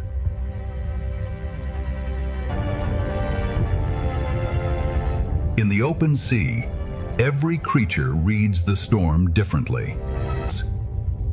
Even the gentlest drifters become part of the great motion beneath the storm. Far from the reef, the Pacific reveals predators that travel with the rhythm of the sea rather than the violence of the storm. The Pacific gathers giants not in one place, but across every depth. The school becomes a floating sky beneath the storming sea. The strongest hunters conserve energy, letting the ocean work with them instead of against them. And many hunters follow the same current, each searching without disturbing the balance of the sea. The farther we descend beneath the Pacific, the quieter the storm becomes, yet the ocean grows even more powerful. Even beneath a superstorm, light continues to guide the hidden world below. Invisible life feeds the entire Pacific, one drifting current at a time. Thousands separate for a moment, only to become one once again. Every movement spreads instantly across the school, creating order from countless individual lives. Close to the bottom, larger wings carry life through currents that never stop moving. Different worlds share the same ocean, separated only by depth. Above the Pacific, the storm shapes the light. Below, the light reshapes the ocean. The Pacific reveals itself in layers, each filled with life responding to the same sea. Some giants travel not with force, but with extraordinary grace. Beyond these waters, even greater travelers of the Pacific are already approaching. The Pacific rewards patience, allowing the largest gentle giants to thrive on the smallest drifting life. Far from the reef, the Pacific becomes an endless highway of movement. Every depth of the Pacific carries its own travelers moving in opposite directions. Order survives because every individual responds to the same invisible current. Even the softest creatures become part of the Pacific's immense design. The Pacific Ocean is not one habitat, but countless living worlds stacked together beneath the storm. The storm changes the light, but not the discipline of the sea. Beyond the last blue light, the Pacific still guards a world that few eyes have ever seen. Power in the Pacific often arrives without speed or noise. The Pacific now leaves the familiar world behind and begins its descent into silence. Every powerful swimmer measures its strength against the sea instead of fighting it. Even here, where the sea appears empty, life fills every current. Closer to the bottom, the rhythm of the storm becomes slower and deeper. Even in open water, larger creatures create quiet places for smaller lives. The storm still exists above, but its voice grows quieter with every meter of depth. The Pacific is never empty. Every layer carries another hidden community. Hidden rivers inside the Pacific shape journeys that no surface wave can reveal. The deeper sea replaces speed with patience and light with quiet transparency. The deeper we travel into the Pacific, the more the storm reveals a world united by motion rather than fear. The smallest lights often guide the longest journeys beneath the Pacific. The Pacific Ocean becomes a living sky beneath the storm, filled with countless lives moving together. Life becomes less crowded, but no less extraordinary. Each individual follows simple instincts, yet together they create impossible beauty. What appears to be empty water is actually an endless rain feeding the deep Pacific. Ahead lies the threshold, where daylight gives way to another world. Above, the storm reshapes the light. Below, the ocean reshapes itself. Beyond this fading light, the Pacific keeps secrets that have waited millions of years to be seen. Some of the Pacific's greatest travelers appear almost like silent shadows beneath the living sea. Strength beneath the Pacific is measured by calm precision rather than speed. Here, the Pacific begins to leave the world of sunlight behind.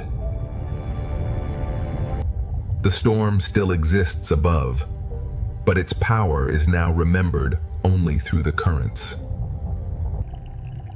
Every giant in the Pacific carries its own small community. Invisible rivers continue their journey long after the surface has forgotten the storm. The Pacific Ocean is built in layers, each one alive with its own hidden rhythm. The deeper Pacific introduces life that seems almost made from light itself. Even the smallest drifting life continues the story of the Pacific. Together, thousands of small lives become one of the ocean's greatest wonders. With every meter downward, life becomes quieter, but never disappears.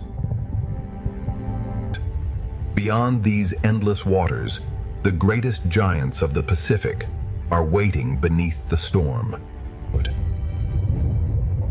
The Pacific is shaped by currents hidden far below the reach of wind.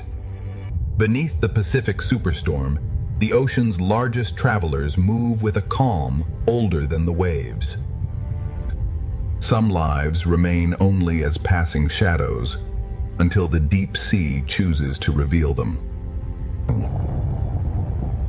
Even the storm above cannot hurry the deep rhythm of a giant. Around a giant, the Pacific seems to slow down and expand. Ahead lies the threshold, where the familiar ocean ends and the abyss begins. The largest life and the smallest drifting bodies belong to the same ocean current. The Pacific has guided us beyond the reach of sunlight. What waits below belongs to the oldest and most mysterious kingdom of the sea. The Pacific now reaches the quiet frontier between daylight and the deep unknown. Some giants of the Pacific are so vast they seem to belong to the sea itself. The storm commands the surface, but the deep Pacific keeps its own ancient order. Some of the ocean's longest travelers are not single animals, but entire living colonies. Together, the giants travel as if guided by memories carried through the sea. The deeper Pacific reveals beauty that seems almost impossible to notice from the surface. From surface chaos to deep calm, the Pacific holds many worlds at once. Light grows weaker, yet life continues to create its own quiet brilliance. Every falling particle becomes part of the deep Pacific's endless cycle of life. One movement from a giant can ripple through countless smaller lives. The surface storm now feels like a distant memory, carried only by the ocean itself. The open Pacific beneath the storm is not ruled by one creature, but by the movement of all life together. Silence becomes the dominant voice as the Pacific prepares for the abyss. The Pacific Ocean beneath the storm is one connected living world, where every current carries countless lives. Invisible boundaries divide the Pacific more completely than any coastline. Not every giant beneath the Pacific storm is a hunter. Some travel quietly through clouds of life. The deepest travelers reveal themselves only for a moment before returning to darkness. Even the largest travelers move with remarkable gentleness through the open sea. The scale of the Pacific is best understood when a giant passes silently above. The Pacific no longer feels like an ocean of waves, but an ocean of silence. The Pacific holds giants that fly through water with the grace of birds. Every drifting particle carries the story of life deeper into the Pacific. The currents shape every journey, from the smallest fish to the largest wings. Some of the Pacific's most extraordinary lives exist only through perfect cooperation. The ocean creates patterns that no single creature could ever make alone. Listen. As sunlight disappears, delicate beauty becomes even more remarkable. Nothing in the Pacific truly stands still. Even silence continues to move. The world above still exists, but it no longer defines the ocean below. The Pacific is sculpted by rivers hidden inside the sea. The farther we descend, the more every living shape becomes a rare discovery. The deepest Pacific reveals itself only through brief glimpses and patient observation. Now the Pacific opens the door to the deepest realm, where life has evolved beyond the reach of the sun. The Pacific Ocean now reaches the threshold where sunlight surrenders completely to the deep sea. Even in apparent emptiness, the Pacific Ocean is constantly nourishing life. The strongest rivers of the Pacific Ocean are hidden beneath its surface. Some of the sea's most delicate creatures shine brightest where daylight almost disappears. Cooperation becomes one of the oldest survival strategies in the Pacific Ocean. The storm above has become only a memory carried by the sea. The deeper the Pacific Ocean becomes, the more precious every living encounter feels. The Pacific Ocean never reveals all of its inhabitants at once. Beyond this final darkness, the Pacific Ocean enters a kingdom illuminated not by the sun, but by life itself. For the first time, the Pacific Ocean is no longer illuminated by the sky above, but by the life within it. Everything that falls from the upper sea becomes the beginning of another world. The deepest Pacific Ocean is shaped by currents that never meet the wind. The storm above has finally disappeared, but the ocean continues its ancient journey. The deepest ocean transforms fragile bodies into living constellations. The Pacific Abyss resembles a universe where every falling particle supports unseen life. Some giants of the deep move so slowly they seem detached from time itself. Even in darkness, the Pacific Ocean remains full of movement. In the deep Pacific, communication is written with light rather than sound. Every flash of light carries meaning in the endless darkness. The deeper Pacific Ocean reveals a civilization of light hidden beneath the storm. The Pacific Ocean becomes darker, yet life becomes even more extraordinary. Some of the Pacific's oldest legends begin with creatures that rarely meet the light. The deep Pacific rewards patience with glimpses of remarkable life. Even the darkness of the Pacific Ocean is filled with gentle light. Many deep-sea fish disappear by matching the light above them. The Pacific Ocean hides its greatest wonders inside perfect silence. Some deep-sea travelers appear almost unreal until they move. The Pacific Abyss creates beauty from darkness rather than sunlight. Every light in the Pacific may belong to a creature we have never fully seen. The Pacific Ocean has only begun revealing the astonishing life hidden beneath its deepest waters. Deeper still, the Pacific Ocean begins to reveal creatures shaped by darkness itself. Some hunters in the deep Pacific survive by waiting in perfect stillness. In the abyss, patience can be as powerful as speed. Small lights travel together through the deep, turning darkness into direction. Transparency becomes another way to disappear in the Pacific abyss.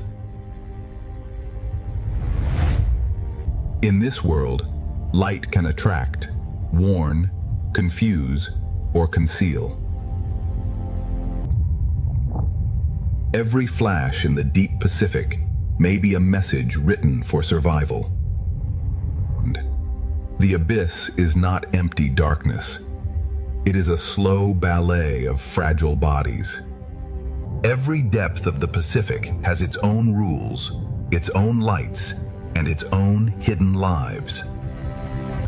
Ahead, the Pacific abyss grows stranger, and the hidden creatures become harder to imagine. The Pacific abyss now becomes a place where darkness has depth, movement, and life. Some creatures of the deep Pacific have evolved to look through darkness itself. In the abyss, survival often begins with seeing what others cannot. Some lives do not chase the ocean. They stand inside its current and wait. In the deepest Pacific, patience becomes the rhythm of life. Here, light can become a tool, a signal, and a trap. In a world without sunlight, even the smallest glow can change everything.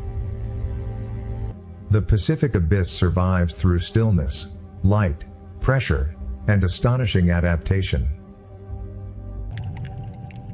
Deeper along the Pacific Trench, the hidden world grows stranger still. The deepest walls of the Pacific Ocean preserve a history older than any storm above. Even without sunlight, the Pacific Ocean creates islands of life powered from within the earth. Where heat escapes from the earth, entire deep-sea communities gather. Life in the Pacific abyss does not always depend on the sun. Sometimes it depends on the planet itself. Even the largest walkers of the abyss move with remarkable patience. Every movement on the abyssal floor is measured against immense pressure and endless time. Heat, darkness, and drifting life exist together in perfect balance.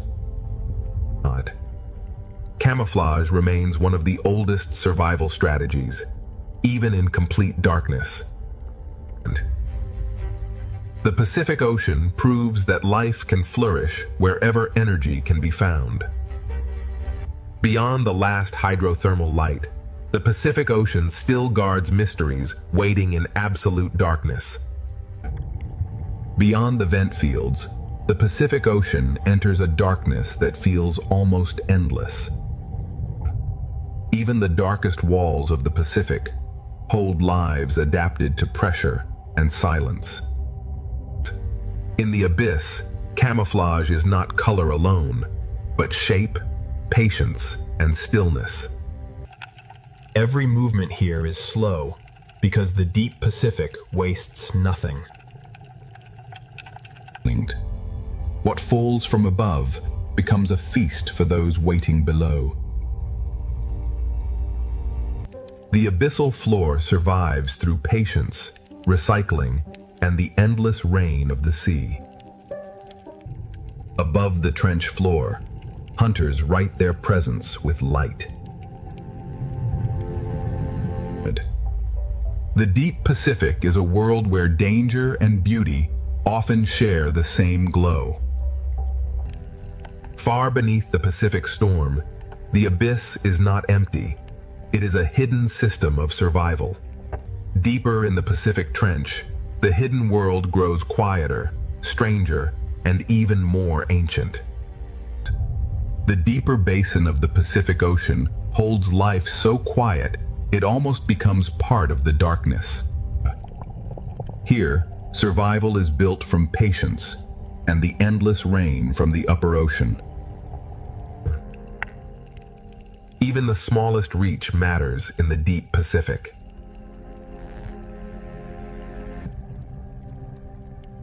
Some creatures of the abyss move through darkness with unexpected grace. The deep sea rewards slow movement, careful energy, and perfect balance. In absolute darkness, a single glow can become a world. Light in the abyss is never wasted. Every pulse has a purpose. The Pacific Trench turns stone, darkness, and falling food into a living landscape. Far below the Pacific superstorm, the abyss survives through quiet cooperation. The Pacific still descends, and every deeper corridor carries a mystery older than the storm. The Pacific Ocean continues descending into places where almost no sunlight has ever reached.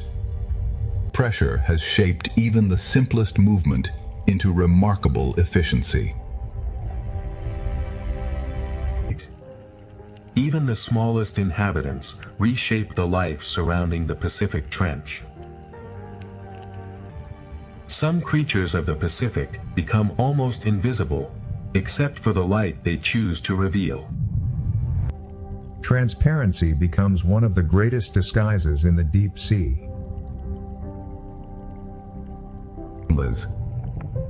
The Pacific Ocean feeds countless lives simply by allowing the currents to flow.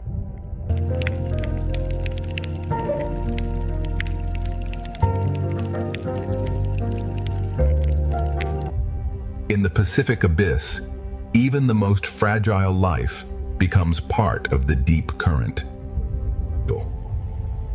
The deep Pacific turns stone and silence into a living foundation. What falls from the upper ocean becomes the daily bread of the abyss. Here, light can become both invitation and warning. Every glow in the deep Pacific changes the behavior of everything around it.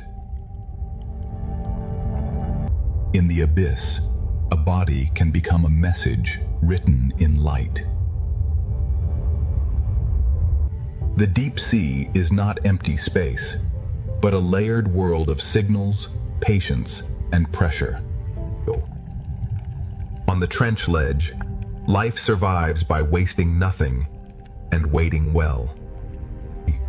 Far below the Pacific superstorm, the abyss is a complete world built from darkness.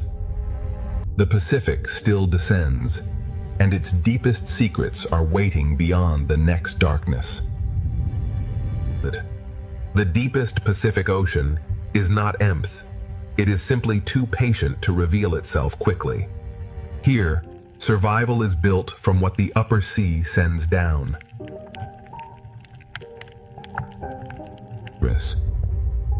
In this darkness, even a single reaching arm can gather life from the current.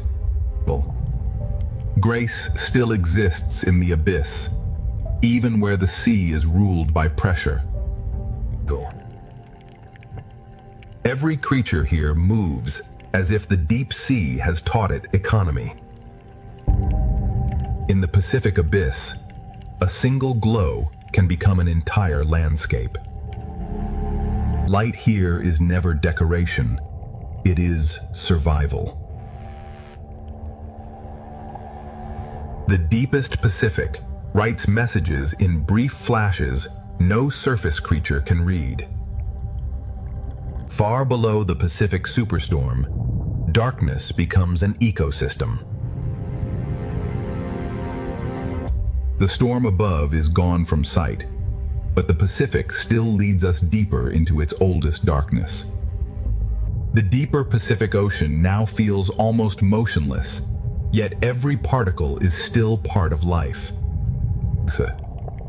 What falls from the upper sea becomes the foundation of survival below. Even here, where pressure is immense, the reef of stone becomes a shelter.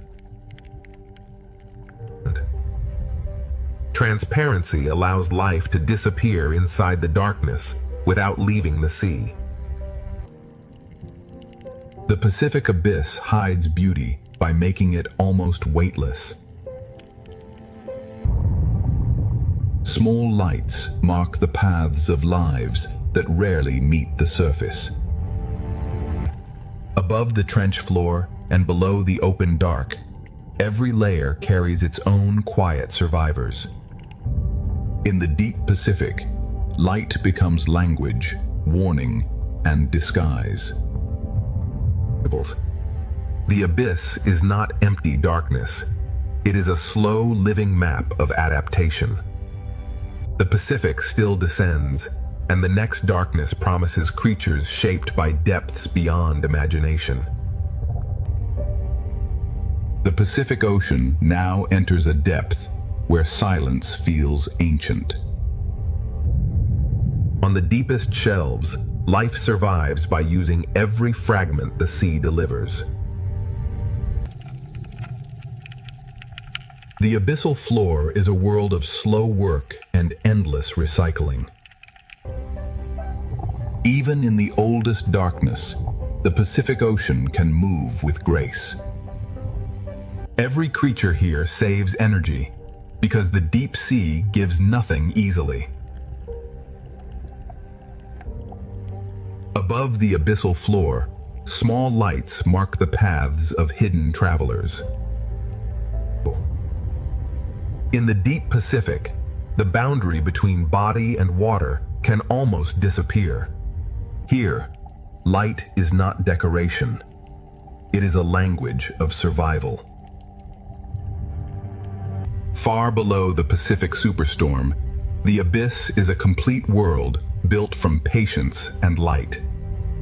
The Pacific still has deeper darkness ahead, and every unseen shape suggests another secret waiting below. The storm controls the sky, but beneath it, the sea answers with life. At the deepest edge of the Pacific, the storm above has become a memory, but life below continues in darkness. Here, survival depends on what falls from the world above. Great wings move through the storm-shaped sea, as if the ocean itself is guiding them. The Pacific Trench turns stone, pressure, and darkness into a hidden, living landscape. This is not chaos alone.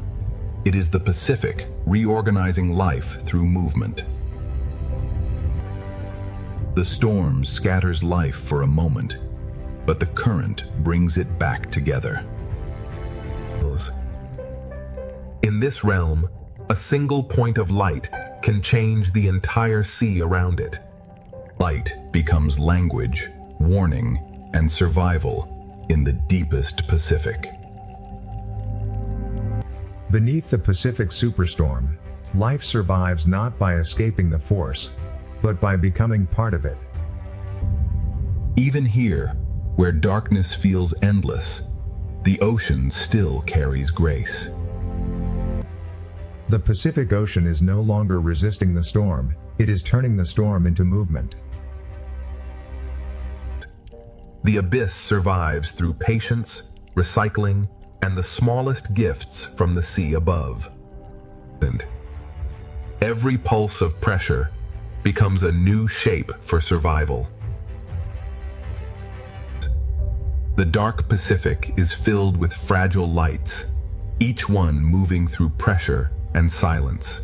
The larger hunters follow the storm's design, waiting where the current gathers life. The storm has opened a feeding corridor between darkness and light. Beneath the Pacific superstorm, darkness itself becomes a complete ecosystem. From the deepest Pacific, hidden currents begin carrying life upward again. From the deepest darkness, the Pacific begins sending life back toward the upper sea. Above, the storm controls the light. Below, life turns that light into direction. The ocean does not only pull downward, it also lifts hidden life back into motion. Even at the storm's peak, the great wings of the Pacific keep their ancient calm. Even when the current changes direction, the deep keeps speaking through light. This is the hidden machinery of the Pacific, where pressure, food, and instinct move together. At the edge of the abyss, even gentle movement can reshape the world around it. For a moment, the storm scatters everything, and then the ocean begins to organize itself again. The deep Pacific changes slowly, but every change touches many lives. Beneath the Pacific superstorm, survival has become a dance between the deep and the storm above. Small lights gather where the current carries food. In the deep ocean, life follows invisible roads drawn by food and pressure. The Pacific abyss is never still. It is a crossing of movements too slow for the surface to notice. What begins in darkness may feed the brighter ocean above. The Pacific storm may rage above, but far below, hidden currents are already rebuilding the path of life. From the deep Pacific, life begins to rise again through currents no eye can see from above. Where food rises, even the smallest lights begin to gather. In the deep sea, direction is written by food, pressure, and light. Below, the slow world continues, while above it, another journey begins. The deep Pacific carries fragile lives upward, without sound, without urgency, and without waste. Some lives survive the open darkness by becoming many bodies with one purpose. Predators also follow the rising path, reading the glow of smaller lives. The Pacific is a crossing of hidden roads, some falling, some rising, all carrying life. The upward current begins to reconnect the abyss with the living layers above. From the deepest Pacific, the hidden current carries life upward toward the storm-changed sea. The Pacific Ocean now carries deep life upward toward a sea still shaken by the storm.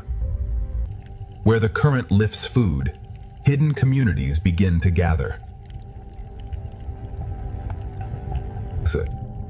In the darkness below the storm, light becomes both direction and memory. The slow world below remains, while the current carries another part of the Pacific upward. The higher the current rises, the more life begins to answer.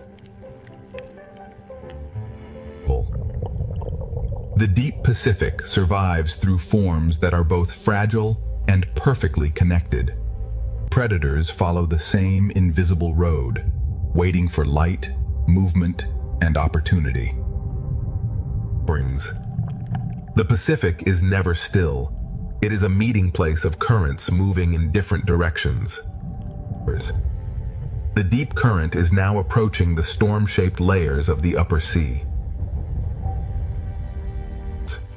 From the abyss to the storm-changed sea, the Pacific Ocean is rebuilding its chain of life. The Pacific Ocean is now caught between two forces, the deep current rising and the storm current pressing down.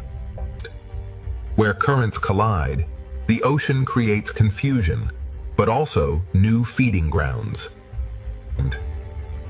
In the storm-changed sea, light becomes a way to stay together. Food rising from below begins to awaken the larger world above. The school forms where deep nourishment meets the violence of the storm. When food gathers, the open Pacific quickly remembers its hunters. The Pacific survives by breaking apart and coming together again. The storm above now reaches this layer through light, pressure, and moving shadow. This is the storm's hidden effect, not destruction alone, but a reshaping of the entire food chain. Beneath the Pacific superstorm, the ocean is rebuilding life through motion, pressure, hunger, and light. The Pacific Ocean is rebuilding life at the very place where opposing currents meet. Where food gathers, the ocean quickly gathers life around it. With the smallest fish survive the chaos by becoming one larger shape. The storm may scatter the sea, but hunger knows how to follow order. The Pacific breaks its patterns only to build them again. The storm above reaches this world through pressure, shadow, and sudden light. The storm creates risk, but it also brings the ocean's hidden food into reach. Every change in the current becomes a new shape for survival. This is the Pacific's hidden response to the storm, a food chain rebuilt in motion. As the current rises toward the storm, the Pacific gathers more life into the same powerful flow. As the deep current rises, the storm-changed Pacific gathers life into one powerful moving layer. The smallest fish answer the storm with unity. Where food gathers, the larger travelers follow with quiet precision. The Pacific keeps reshaping life, breaking one pattern and building another. The storm reaches down not as wind, but as shadow, pressure, and restless light. The storm creates danger, but it also brings hidden food into reach. Every change in the sea becomes a new shape for survival. But even in a storm-change ocean, some giants move with quiet grace. The Pacific is rebuilding its food chain through collision, movement, and light. Now the storm and the deep current meet in one crowded layer, and the Pacific prepares for its most powerful movement yet. Here, the Pacific Ocean becomes a meeting point of hunger, pressure, and movement. The school survives by becoming one shape, faster than fear can divide it. The storm does not stop the hunters. It teaches them where the current will carry food. The storm turns the water column into a feeding ground built from chaos.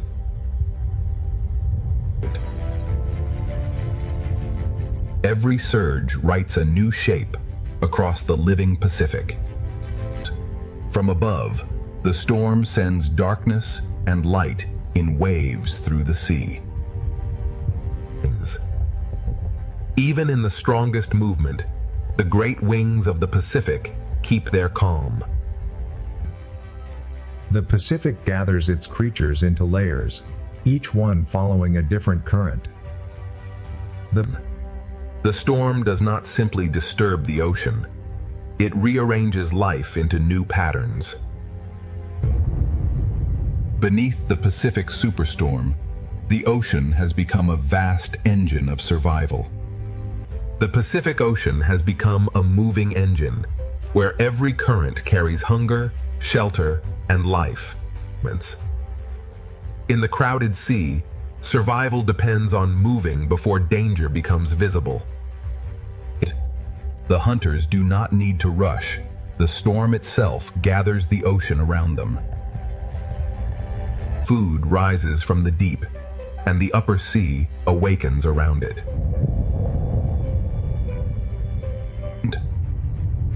The Pacific keeps rewriting the shape of life with every surge. Beneath the Pacific superstorm, life is not waiting for calm. It is learning to move with the storm. The Pacific Ocean is not waiting for the storm to end. It is learning how to live inside it.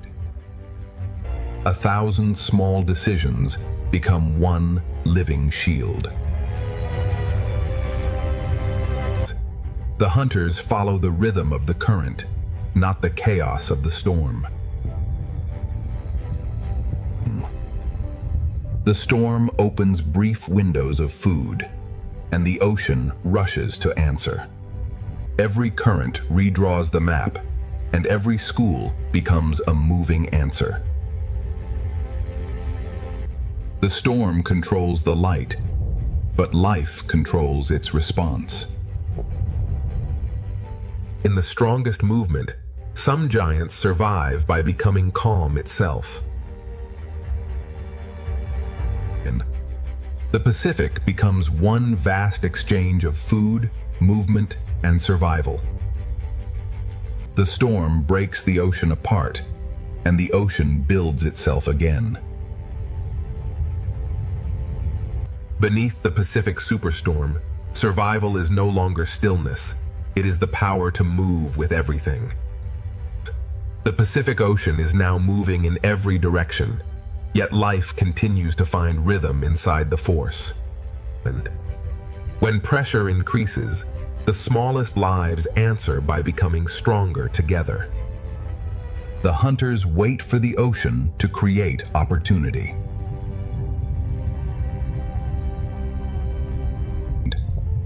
The storm has turned the water column into a crowded path of hunger and chance.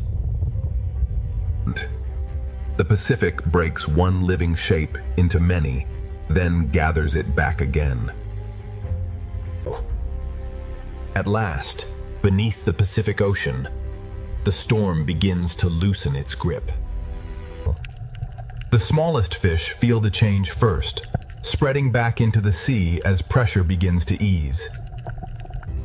As the storm weakens, hunger no longer gathers every creature into the same narrow path. The sea does not become still at once. It returns to balance, one movement at a time. Above, the storm is passing. Below, the Pacific begins to remember its light. The great wings of the Pacific move through the fading storm, as if guiding the sea back toward calm. After the strongest movement, the Pacific does not empty. It reorganizes.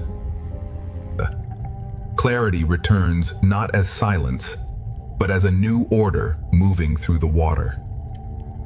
The open Pacific begins sending life back toward the shelters that endured the storm. The storm has not vanished completely, but the Pacific Ocean is already beginning its recovery. The Pacific Ocean begins guiding life back toward the shelters that survived below. The reef receives the returning fish, and the ocean begins to feel familiar again. The smallest survivors return first, testing the water one cautious movement at a time. The reef did not escape the storm, but it held on long enough for balance to return. On the seafloor, the smallest homes are rebuilt, grain by grain. The same shelters that protected life now become doorways back into the open reef.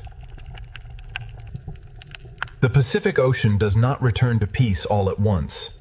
It softens one current at a time. Those that waited in darkness begin to move again as the reef opens. Even after the storm, the reef keeps its old boundaries between caution and hunger. The Pacific Ocean is still changing, but the reef has begun to breathe again. The Pacific Ocean begins to reveal what the storm could not take away. Fear loosens slowly, and the smallest fish begin to reclaim the reef. Every surface of the reef begins working again in the returning calm.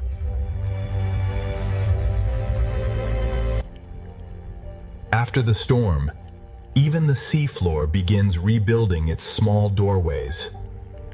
Shelters become pathways again when the Pacific begins to calm.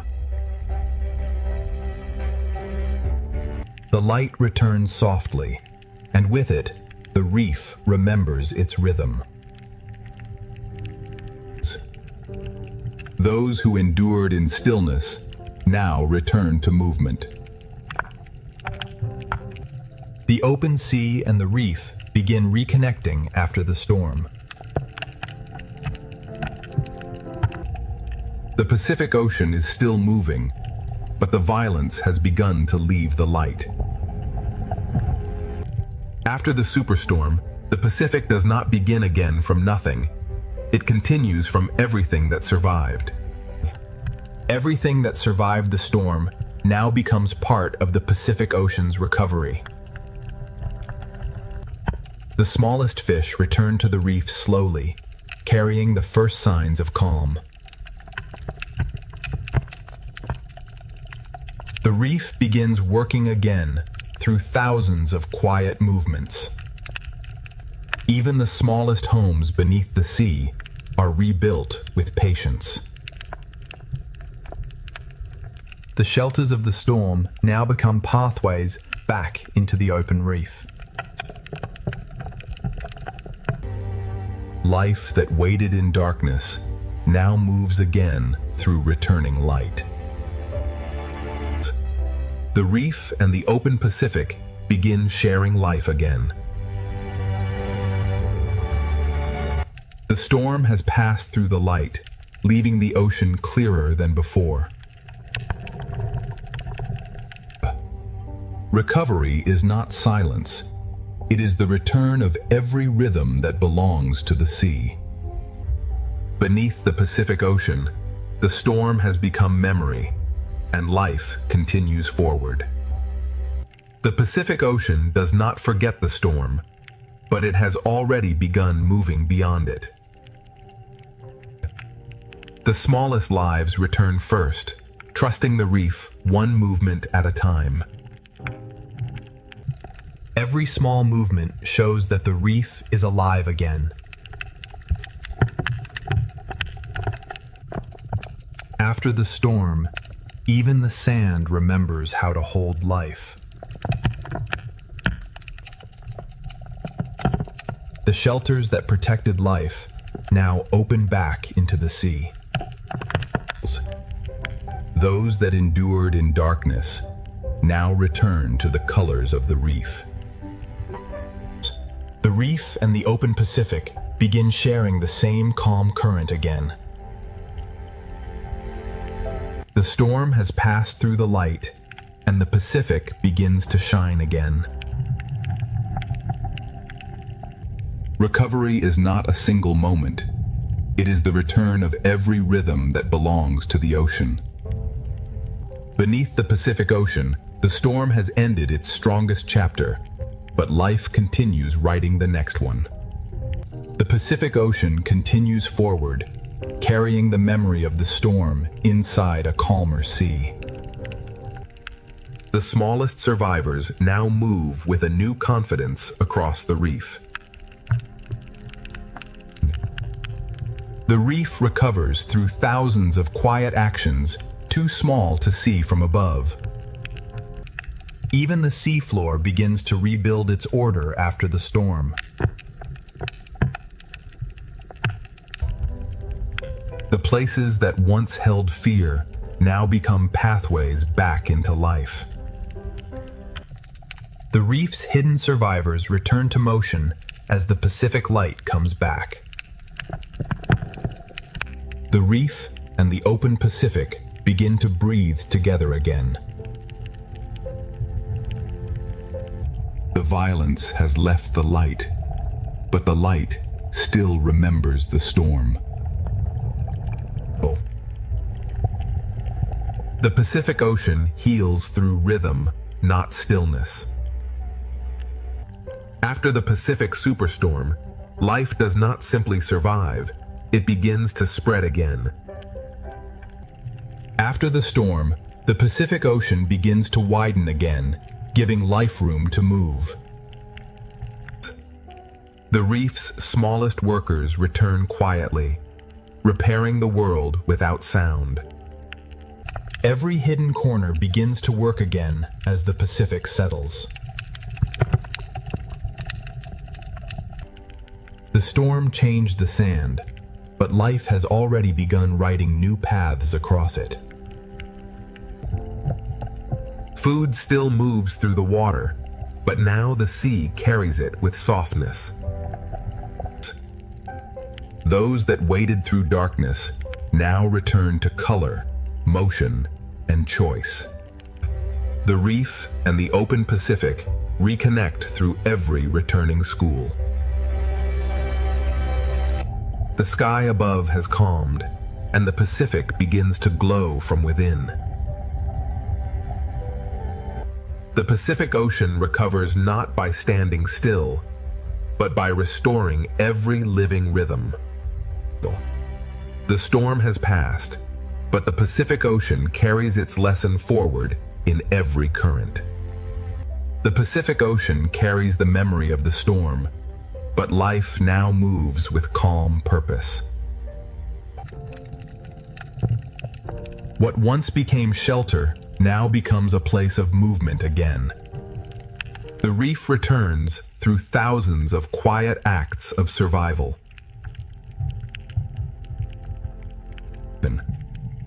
Even the smallest homes beneath the sea are part of the ocean's recovery. The same currents that once brought pressure now carry food and light. The hidden survivors return not with haste, but with the careful rhythm of the reef. The reef and the open Pacific share one calm current again. The storm has left the surface, and the sea below begins to shine again. Recovery is the ocean, remembering every rhythm that kept it alive.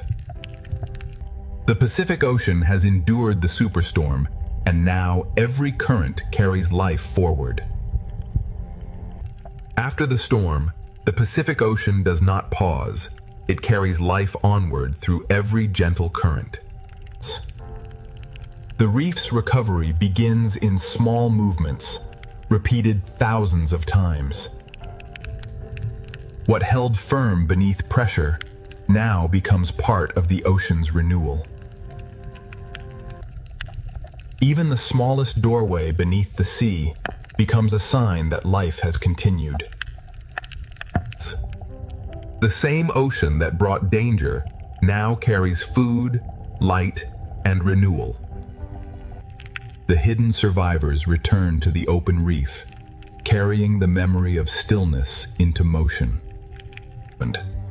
The reef and the open Pacific reconnect through movement shared by every returning school. The light that returns after the storm feels deeper because the sea has endured darkness. The Pacific Ocean heals by returning each life to its place within the whole. The superstorm has passed, but the Pacific Ocean remains alive, connected, and endlessly moving forward. The Pacific Ocean moves forward, not by forgetting the storm, but by carrying life beyond it. The reef's smallest lives return quietly, and their movement becomes the first sign of renewal. Every hidden corner that endured the storm now helps rebuild the whole reef. Even the smallest shelter beneath the sea becomes proof that life has continued. The same current that once carried pressure now carries food, light, and recovery. Those that survived by hiding now return to color, movement, and choice. The reef and the open Pacific reconnect through every returning path of life. The Pacific light returns softer now, carrying the memory of everything the sea endured. The Pacific Ocean heals by placing every surviving life back into motion. The storm has passed through the Pacific Ocean, but life beneath the sea has answered with endurance. The Pacific Ocean has endured the storm, and beneath the sea, life has answered with resilience. Every small survivor becomes part of the reef's recovery. Even the smallest homes beneath the Pacific are part of the ocean's renewal. The current that once carried danger now carries food, light, and life forward. Those that survived in hiding now return to color, motion, and the open reef. The reef and the open Pacific are connected again by every returning path of life. Above the Pacific, the storm has passed. Below it, the sea continues breathing. The Pacific Ocean heals not by becoming still, but by restoring every rhythm that belongs to life. From the storm above to the abyss below, every part of the Pacific has carried this story of survival. The superstorm has ended, but the Pacific Ocean remains alive, ancient, connected, and endlessly moving forward. Around every giant, smaller lives find shelter, direction, and rhythm. Above the endless ocean, the greatest lives of the sea begin to reveal a hidden world below. The first wonder of the sea is scale, a silent giant moving beneath a world of light. Now the journey leaves the sky behind and follows life into the sea. Beneath the surface, the ocean becomes a cathedral of blue light, motion, and life. Every movement from the largest life in the ocean sends a quiet rhythm through the sea. From below, the ocean reveals its true scale, where giants move like shadows of another world. The giant leads us away from the surface and toward the hidden colors of the sea. As the giants fade into the blue, the reef begins to rise like a living city beneath the ocean. The sea paints with motion, and every fish becomes part of the living color. An ancient traveler crosses the reef, carrying the quiet memory of the sea. Every path through the ocean is shaped by patience, current, and light. The reef is not still scenery. It is an ocean city constantly at work. Even the sand beneath the sea is filled with quiet signs of life. Together, small lives create patterns that make the ocean feel endless. Inside the school, the sea becomes pure motion, carrying us deeper into the reef. The school becomes a pathway, leading us farther into the ocean's hidden architecture. Every tower of coral is a crowded ocean neighborhood, built by life over time.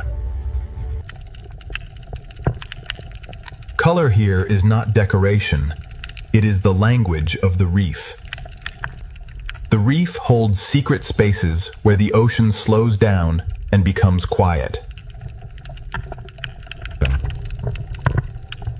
The ocean survives through small relationships that happen far from the surface.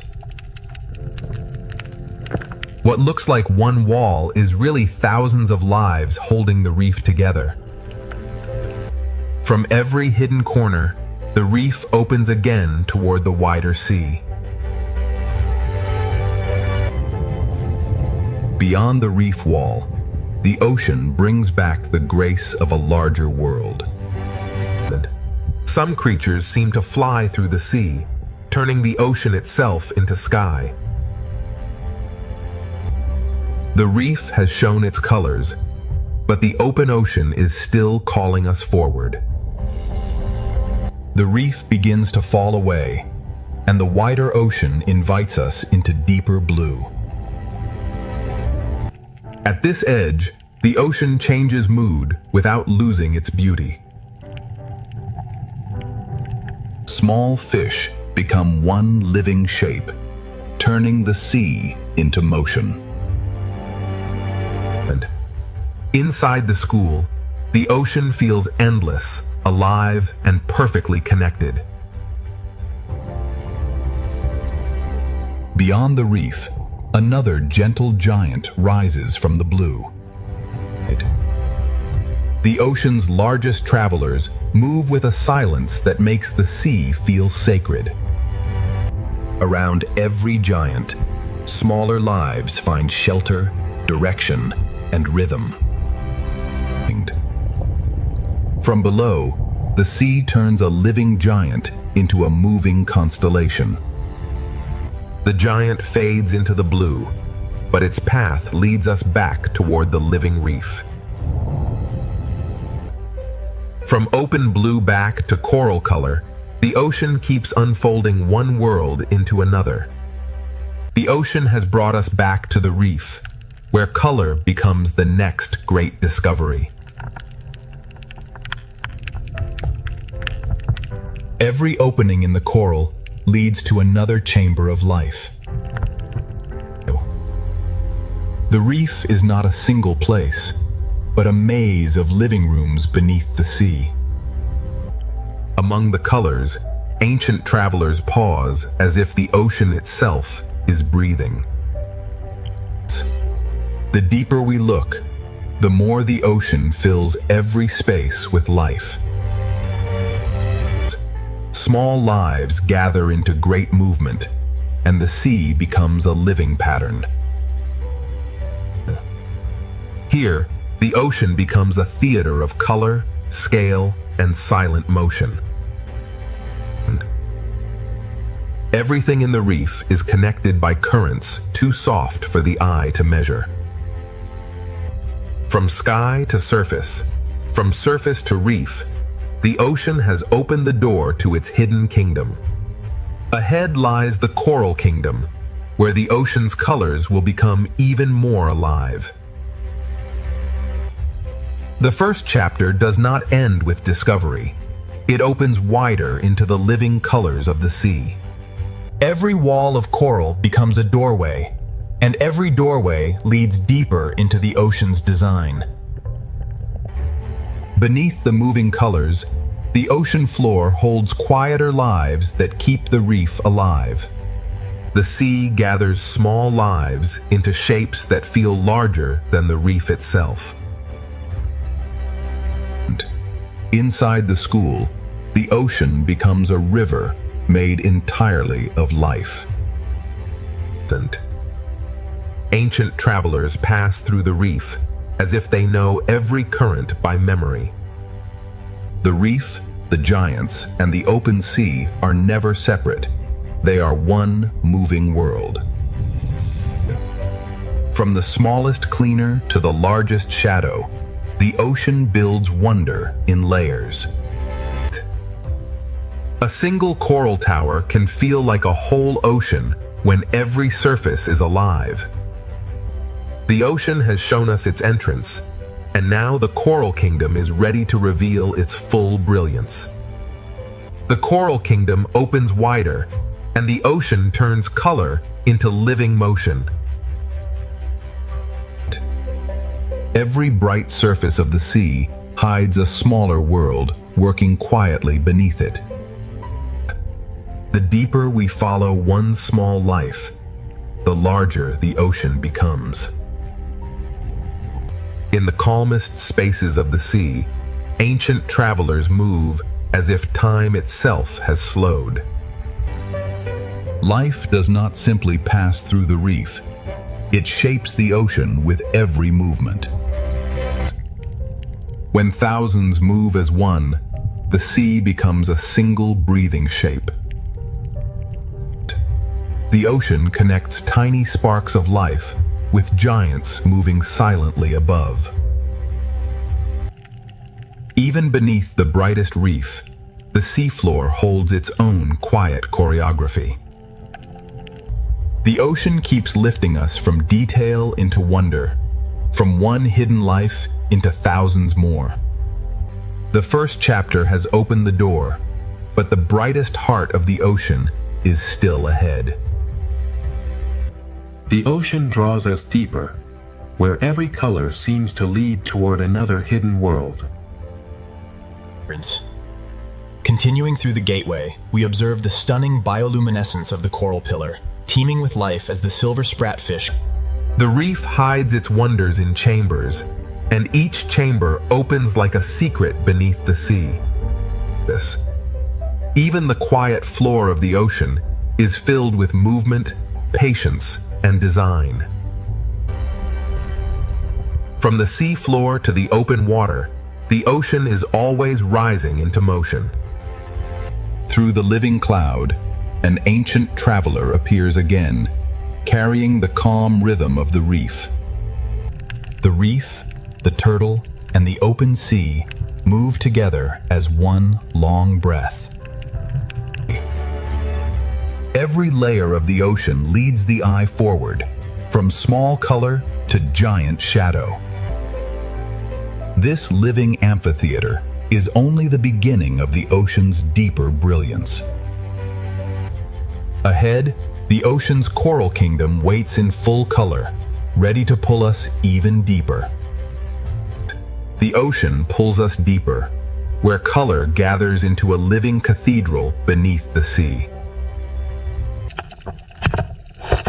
From far away it looks like beauty, but up close the ocean becomes endless work. Every passage beneath the sea feels designed to lead the eye toward another wonder. The reef does not reveal everything at once. The ocean opens it layer by layer. An ancient traveler crosses the chamber, carrying the patience of the sea through the reef. The ocean's calmest moments are filled with lives that never stop moving. When thousands move together, the sea becomes a single, shimmering breath. Above the reef, the ocean gives space to giants, while the colors continue below. The ocean keeps moving between grand scale and hidden detail, never losing its rhythm. The first chapter keeps widening, and the ocean's brightest kingdom is still waiting ahead. The ocean's brightest kingdom begins to rise ahead, pulling every current toward color. From a distance, the reef is breathtaking. Up close, the sea becomes infinite. One small fish can lead us into a chamber the ocean has kept hidden. Beneath the coral colors, the ocean floor carries its own quiet life. The sea lifts the smallest lives upward, until they become a shining cloud. Through the living cloud, an ancient traveler returns, slow and steady in the ocean light. The turtle moves between the reef and the open sea as if both are one breath. Every layer of the ocean leads forward, from tiny color to giant shadow. This living amphitheater is only the entrance to the ocean's deeper brilliance. Ahead, the ocean's coral kingdom waits in full brilliance, ready to carry us into the next chapter. The first doorway has opened, and the ocean now leads us toward its brightest kingdom. Every color in the sea is alive, and every surface holds another hidden story. The ocean does not reveal itself all at once. It invites us deeper, one chamber at a time. Even the quiet floor of the sea is part of the reef's living heartbeat. From the smallest lives, the ocean creates movement vast enough to fill the blue. Between the tiny school and the ancient traveler, the sea shows every scale of wonder. The reef carries every traveler forward, from bright shallows toward a deeper kingdom of color. The opening journey has shown us giants, reefs, and hidden life, but the heart of the ocean is still ahead. This living amphitheater is the final gate of our beginning, a bridge from wonder into full discovery. Part 1 ends at the doorway. Ahead, the ocean's coral kingdom begins to shine in its full brilliance. Now the ocean opens its coral kingdom, where color, shelter, and life become one. Every tower of coral is a living city built slowly beneath the sea. The closer we move, the more the ocean turns beauty into detail. One small fish can guide us into a chamber the sea has hidden from above. Beneath the coral colors, the ocean floor holds a quieter rhythm of life. The smallest lives gather into motion, and the sea becomes a shining current. Through the silver cloud, an ancient traveler returns to the heart of the reef.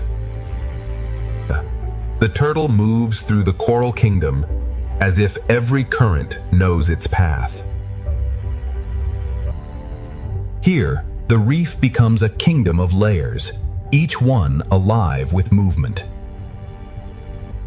The coral kingdom is only beginning to unfold, and the ocean still holds deeper colors ahead. Deeper inside the coral kingdom, the ocean becomes richer, brighter, and more alive.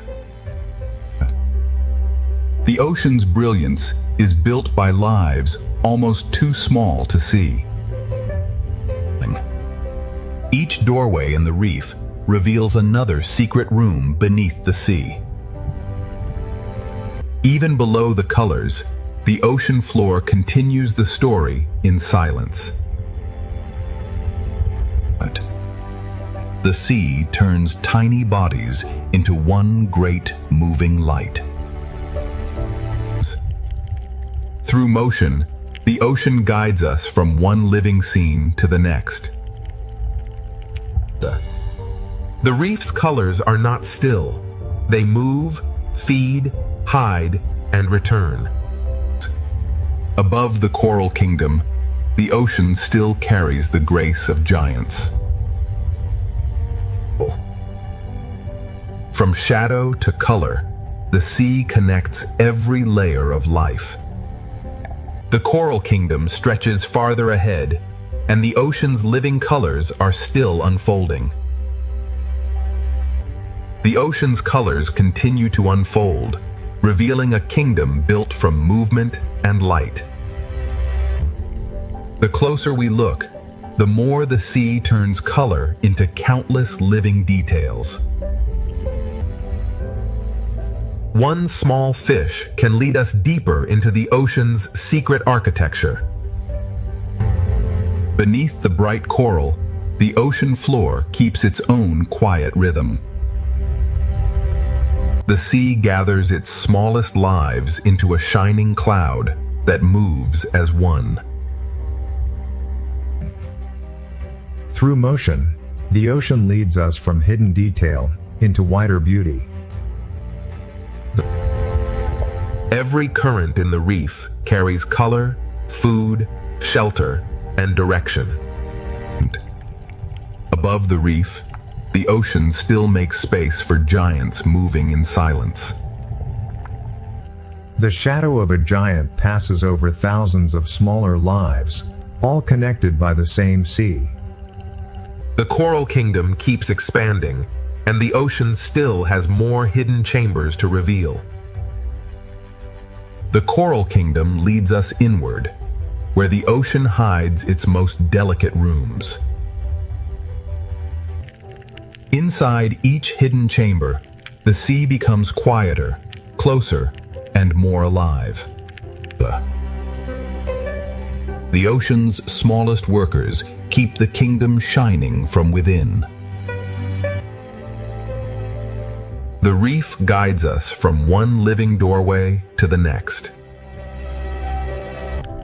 Even the quiet sand beneath the sea belongs to the living kingdom. From the floor of the ocean, life rises into motion like a cloud of light. The sea moves us from hidden detail into a wider field of color. Across the Coral Valley, the ocean brings ancient travelers back into view.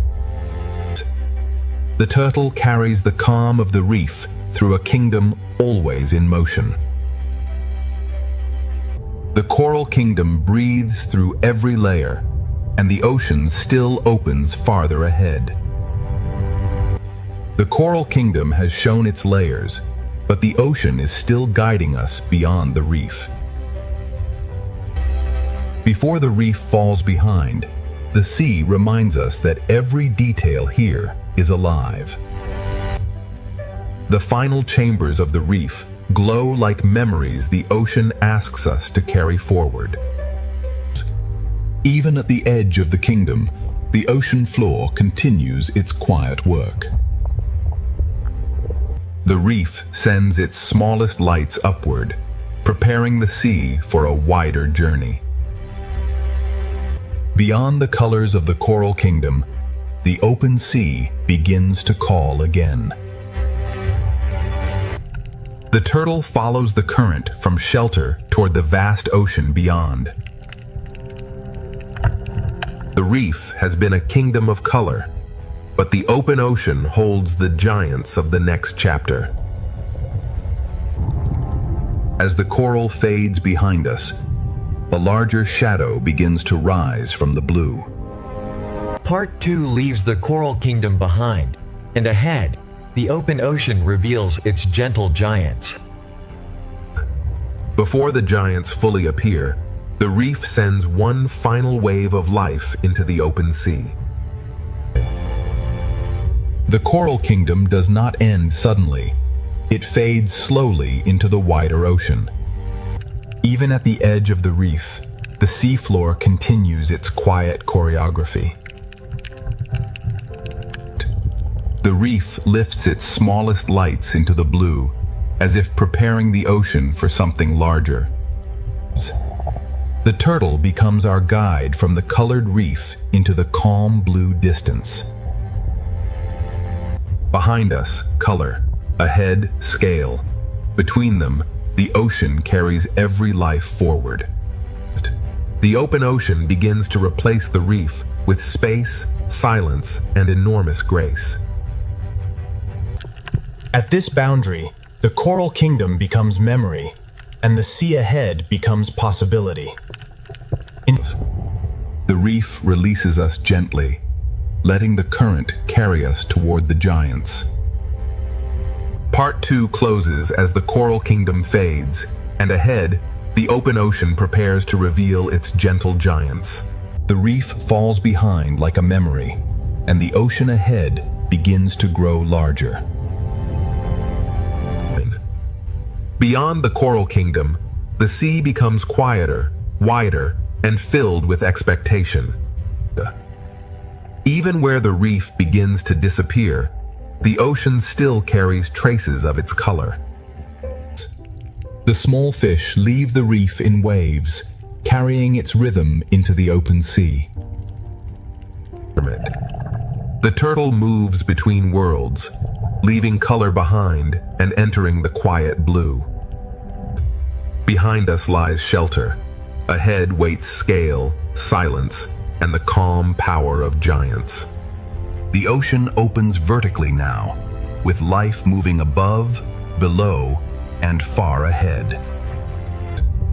In the open sea, even distance feels alive, and every shadow carries promise. The coral kingdom has almost vanished, but its life continues forward through the current. The ocean has carried us from color into vastness, and the gentle giants are now waiting ahead. The ocean has left the reef behind, but every current still carries its life forward. The small fish become a bridge between the coral kingdom and the giants of the sea. Even at the edge of the reef, the ocean leaves no life behind. The reef disappears from sight, but its rhythm continues inside the moving school. The turtle becomes a quiet guide, moving between the memory of color and the promise of scale. In the open ocean, distance becomes part of the wonder. The ocean has become larger than the frame, and every shadow ahead feels alive. Food, light, and movement gather here, drawing the giants closer without sound. The ocean asks us to wait, because true scale is revealed slowly. The coral kingdom has given way to the open ocean, and the giants are almost ready to emerge. The reef has disappeared behind us, and now the ocean begins to reveal its quiet giants. The smaller lives lead the way, turning the open sea into a path of light. The ocean becomes quieter here, as if every current is making room for scale. The sea reveals its giants in pieces through motion, light, and patience. A gentle giant takes form in the blue, carrying the calm power of the open ocean. The open sea is a world of layers, where giants move above, below, and beyond us. The farther we travel from the reef, the more the ocean replaces color with wonder. The giant waits in the blue, not as a threat, but as an invitation into the next world. The coral kingdom has ended behind us, and the open ocean is ready to begin its chapter of giants. The open ocean is no longer a distant promise. It is beginning to surround us. The small fish guide us through the blue, as if they know where the giants will appear. Without the reef behind us, the sea feels larger, deeper, and filled with quiet power. The sea hides and reveals its wonders through motion, never giving everything away at once. A gentle giant forms out of the blue, carrying the silence of the open ocean. In the open sea, the largest lives move with the softest rhythm. The ocean builds its wonder in layers, from drifting plankton to giants above and below. The farther we travel, the more the sea replaces color with scale. The giant is close now, and the ocean seems to slow around its presence.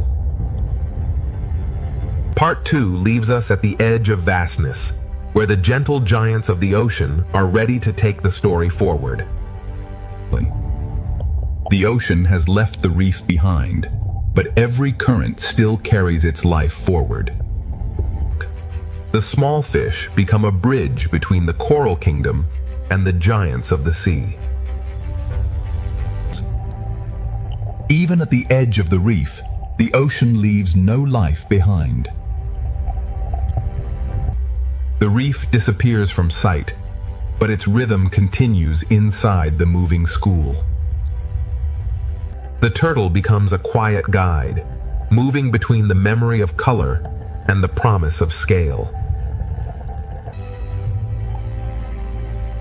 In the open ocean, distance becomes part of the wonder.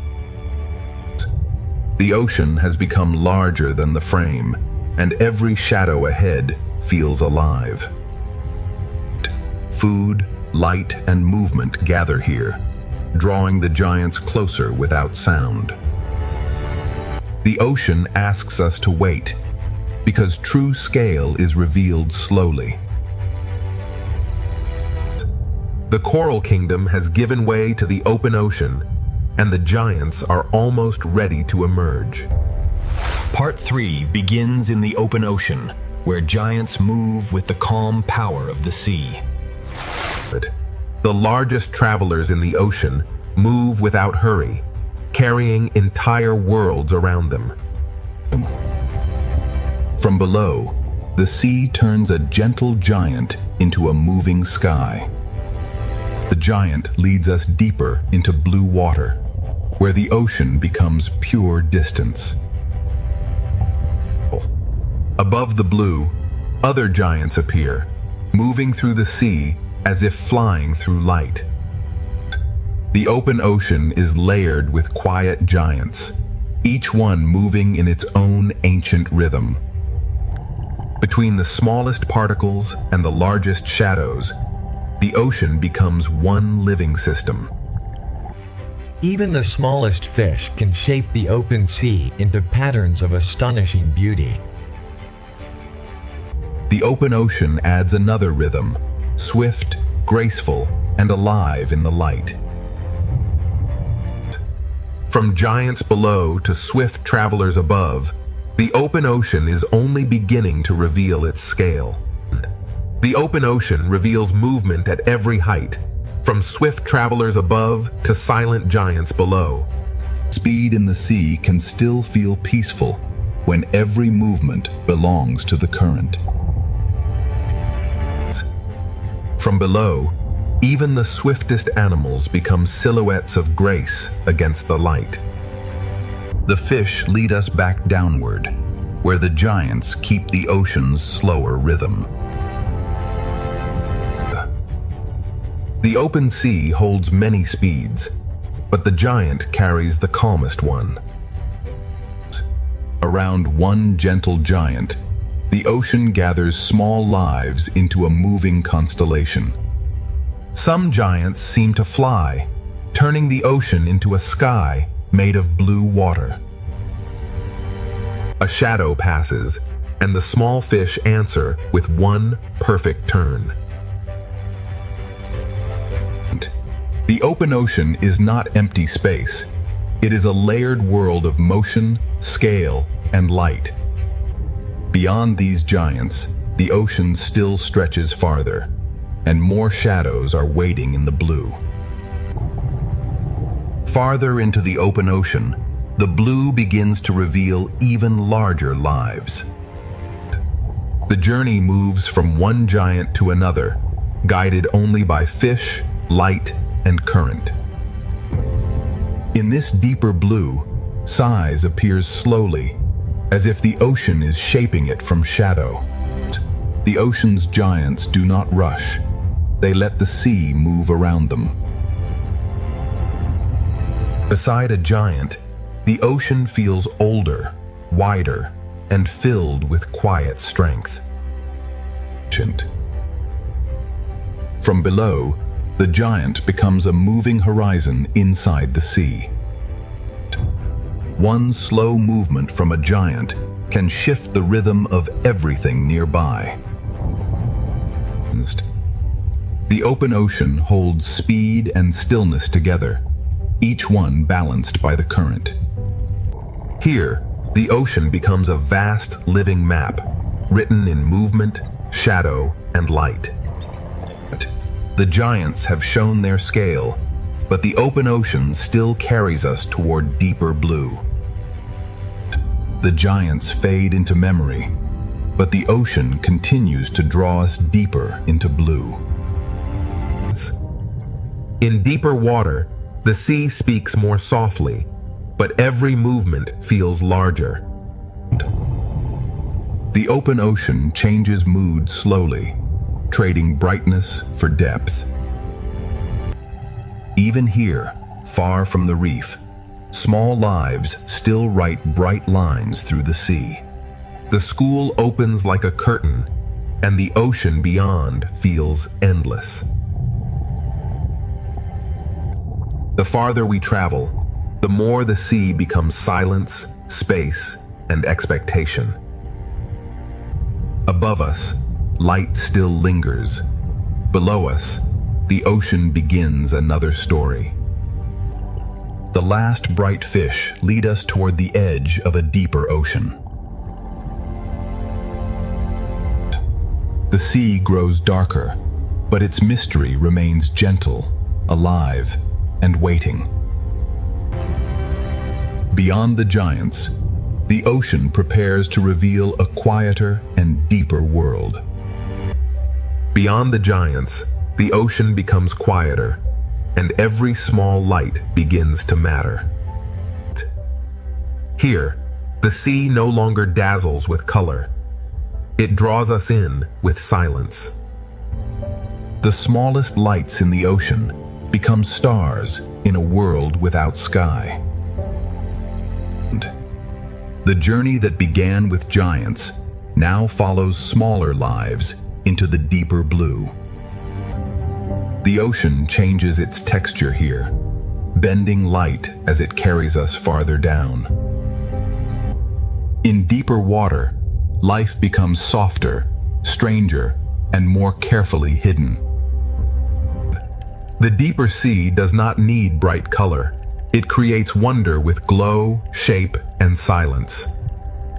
The surface has almost vanished, yet the sea remains alive with quiet signals. Every fading light leads to another, and the ocean keeps opening below. The giants have led us here, but now the ocean's hidden lights will guide us forward. The open ocean has carried us beyond the giants, into a world guided by light too small to see from above. Here, the sea no longer shines from the sun, it begins to shine from life itself. The deeper ocean writes its map in small pulses of light. In the quiet sea, even a fragile pulse can feel like a signal from another world. The ocean's colors have not vanished. They have become softer, stranger, and hidden inside the dark. The farther down we travel, the more the ocean